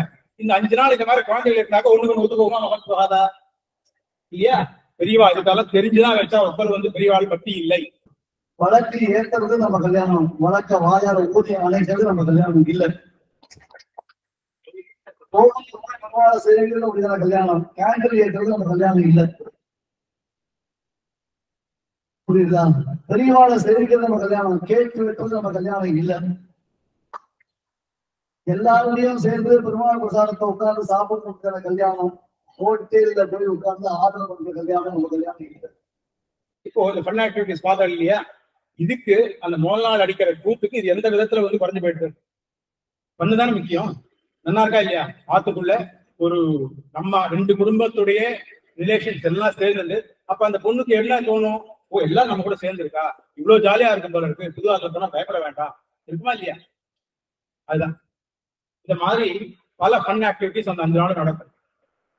பிள்ளைக்கும் பொண்ணையும் உட்காந்து வச்சு இதை மாதிரி அவளுக்கு வந்து புதுசாரி ஆடுறது போலமா எல்லாம் அவங்களுடைய மனுஷால் தான் அப்படின்னு அந்த பொண்ணுக்கு வந்து ஒரு ஈஸை கொடுக்கறதுக்காக இந்த மாதிரி ஆக்டிவிட்டி தான் நடக்கும். அந்த 5 நாள் கல்யாணம் இருந்தாதான் காத்தால கல்யாணம், மத்தியானம் எங்க அறுந்தது எங்க இருப்பான்னு தெரியாது. அந்த உச்சி வெயில மண்டகாயிரம் வெயில அந்த வாத்தியார் சார் போன வாரம் ஒரு கல்யாணத்துக்கு போகும்போது அங்க வந்து வெளியில எல்லாம் போக வேண்டாம் சார், இதே மாதிரிதான் வெளியில பிரகாசத்தை அருந்ததின்னு ராத்திரியில போய் அருந்ததியை பாக்குறதே ரொம்ப கஷ்டம், அவ்வளவு சீக்கிரமா தெரிஞ்சிட மாட்டா. இங்க எங்க இந்த வெளிச்சத்துல அருந்ததி பாக்குறது மண்டகாயத்துக்கு 1.5 மாசம் சாயங்காலம் உடனே சாத்தி போட்டும் மறுநாள் கட்டல் ஃபிளைட் எப்படி படியும், நம்ம சம்பிரதாயம் எப்படி வளரும். சாந்தி முகூர்த்தம் எப்ப பண்ணணும் தெரியுமா? இதெல்லாம் வந்து வர பொண்ணு குழந்தைக்கு வந்து அவ ஆச்சாரியன் போயிட்டு முன்னாடி சமாசிரயணம் ஆகணும். சமாசிரயணம் ஆனாதான் உள்ள தொடர முடியும், அப்பதான் உள்ள சேர்த்துப்பா. அதுக்கப்புறம் தான், ஏன்னா அது ஒரு சம்ஸ்காரம். சமாசயனமாயி உள்ளுக்குள்ள அப்ப பிறக்கிற குழந்தைகள் தான் எப்படி வந்து பிரகலாத் எப்படி பிறந்தான், நாரதனுடைய உபதேசத்தினால இவளுக்கும் வந்து அந்த குழந்தைகள் அந்த ஆச்சாரிய உபதேசமாகி அதுலயே வந்து அனுஷ்டானம் பண்ண ஆரம்பிச்சு, அதுக்கப்புறம் இந்த 6 மாசம் கழிச்சு ஆத்து கணக்கிறதுன்னு வச்சுட்டு அப்போ இந்த ஹோமங்கள்லாம் அப்போ ஒரு இது உதக சாந்தி பண்ணி பல பிராமணர்கள் அங்க வந்து அவள்லாம் அந்த வேத கோஷத்தோட இப்ப எப்படி இருக்கு இந்த கல்யாணம்? இப்படி இருக்க வேண்டிய கல்யாணம் தான் இன்னைக்கு நம்ம சம்பிரதாயத்துல இந்த காலத்துல இந்த ஜெனரேஷன் எப்படி இருக்குன்னு ஒரு கிறிஸ் தான் காமிச்சேன். நிறைய வீடியோஸ் இருக்கு, உபாசனம் நித்தியப்படி பண்றதெல்லாம் எப்படி இருக்கு அதெல்லாம் இருக்கு. அவகாசம் இல்லை, ஒரே ரிக்வஸ்ட் எல்லாத்தையும் கூடுமான வரைக்கும் எஃபர்ட்ஸ் எடுப்போம் அப்படிங்கிறதான். எல்லாரையும் வந்து நடந்துரும் அப்படின்றதோ இல்ல நடக்காதவாழ்லாம் தோஷம் இல்லை, எல்லாருக்கும் அந்த ஆசை இருக்கு. ஏதோ சில காரணங்களால உங்களால பண்ண முடியல, அவ்வளவுதான். இதெல்லாம் பார்த்தவரை நிச்சயமா அது மாதிரி பண்ணணும். உங்க பிள்ளையோ பொண்ணுக்கோ சகாலத்துல பண்ண நாம ட்ரை பண்ணுவோம். இத மாதிரி லௌகிகனா இருந்தா பரவாயில்ல, அவளும் 5 நாள் பண்ணலாம். கிராப் வச்சதுக்கும் பரவாயில்ல, இதெல்லாம் கிராப் வச்ச மாப்பிள்ள தான், நல்லா படிச்ச மாப்பிள்ளைகள் தான், ஐடியில இருக்க நல்ல சம்பாதிக்கிற மாப்பிள்ளைகளோ சம்பாதிக்கிற பொண்ணோ தான் அவளாமும் இதை பண்ணினார்கள் ஒத்துண்டு. அதனால பகவத் பாவதர்கள் அவள் எல்லாருமே நன்னா இருப்பா. எல்லாரும் இந்த மாதிரி பொதுவானவர்களுக்கு பிரயத்தனப்படணும் அப்படிங்கறதா நம்மளுடைய ஆசை. இந்த ஒரு ஒர்க் ஷாப்பை நாம இப்ப க்ளோஸ் பண்றோம். ஏற்கனவே அவர் முட்டூர் ஆனந்த் சொன்ன மாதிரி பயணங்கள் முடிவதில்லை, நமக்கு இதுதான் ஒரு என்ட்ரி. அட்லீஸ்ட் இந்த பயத்துக்கு அப்புறமாவது நமக்கு ஒரு சந்தர்ப்பத்தை கொடுத்துருக்கான் என்பதாக நம்ம சந்தோஷப்படுறோம். 36வது விஷயத்துல வச்சு நம்ம சந்தோஷப்படணும். திருப்பி நாங்க ஐயோ இவ்வளவு டெஸ்ட் இருக்கா இவ்வளவு இருக்கா எப்படி படிக்க போறோம் பாருங்க. யாரும் போய் வாக்கியார்த்தத்துக்கு கோசம் படிக்கல, சமயம் நீங்க வந்து வாக்கியார்த்தத்துக்கு கோசம் பண்ணல. எதுக்காக தெரிஞ்சிடும்? அந்த பெரியவா சொல்லியிருக்கா தெரிஞ்சுக்கணும். அடுத்த ஒரு ஆச்சாரிய அடுத்த வாக்கியார்த்தம் சொன்னாலும் ரொம்ப சந்தோஷம், ஒன்றும் தோஷம் இல்லை. பல வெரைட்டிஸ் ஆஃப் ப்ரோக்ராம் கொடுத்தது எதுக்கோசரம்? ஒரு தொய்வு இருக்கக்கூடாது. ஒரே டெக்ஸ்ட ரொம்பவே சீரியஸாவே பார்த்துட்டு நம்ம நாற்பத்தை போட்டு வச்சிடுவோம், ரிலாக்ஸேஷன் இருக்காதுன்றதுனால தான் நாங்க வெரைட்டிஸ் ஆஃப் ப்ரோக்ராம்ஸ் போடுறோம். கடைசியில இந்த கல்யாணம் ரொம்ப ரொம்ப இம்பார்ட்டன்ட். இன்னைக்கு நம்ம கிட்ட உள்ளுக்குள்ள புழுங்கிட்டு வெளியில வாயை திறக்க முடியாத அளவுக்கு எல்லா பெற்றோர்களுக்கும் பல சங்கடங்கள் இருக்கு. வெளியில சொல்லிக்க முடியல, ஒருத்தருக்கு ஒருத்தர் மனசுக்குள்ள அவ்வளவு வேதனையில இருக்காங்க. ஏதாவது ஒண்ணு முரண்டு பிடிச்சு போடுது. எல்லாம் கூடி வர நேரத்துல என்ன நினைக்காம ஒரு எதிர்பாராத ட்விஸ்ட் தான் நடக்குது. ரொம்ப கஷ்டம், 2 பக்கமும் கஷ்டமா தான் இருக்கு.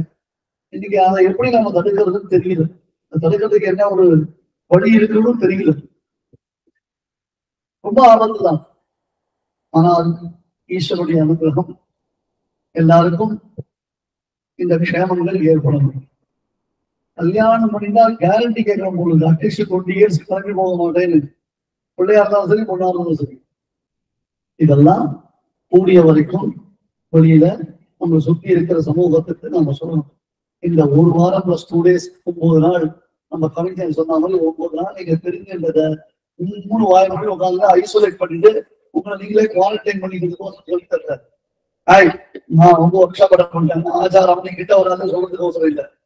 பாப்பா நான் போய் ஒரு ஒர்க் ஷாப் பண்ணேன், எவ்வளவு நல்ல விஷயம் தெரிஞ்சது தெரியுமா, ரொம்ப ஈஸிப்பா, ரொம்ப சிம்பிள்பா, ஒரு மாதிரி நான் வந்து கலந்து போயிட்டேன் அப்படின்னு மற்றவங்களோட அசோசியேட் பண்ணி இதை ஷேர் பண்ணிக்கிட்டு உங்களுக்கு சொல்லி கொடுத்துருக்கேன். கடுகளை இருந்தாதான் வைத்தியம், கடுகளை இருந்தாதான் ஆச்சாரத்தால அந்த மென்டாலிட்டி மாத்தியும். நம்ம அமுதம் சுவாமி மாதிரி எப்போ பூஜை ஒரு ஸ்மைலி வச்சுக்கணும்.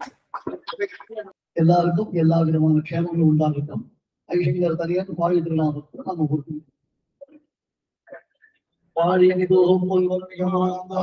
பாடியவன் வாழியவன் கோவிலாத்தால் மனதை கொண்டாடி கொண்டிருக்கும் ஈரா நல்லோதிகள் ஓங்குமலைவாழ அகோபினந்தான் வாழ பாங்காய் சனகோபன் பாவாள் பொன்வாழ தன்னை எளிதானாய் சனகோபமாவுடைய வேதாந்ததேசிகையந்தாத்யம் நாராயணாத்யம் ஸ்ரீரங்கநாதேசேகரமாஸ்ரயாமஹ சிவதே சிவன் ஸ்ரீரங்கநாத யதீந்திர மகாதேசிகாய நமஹ.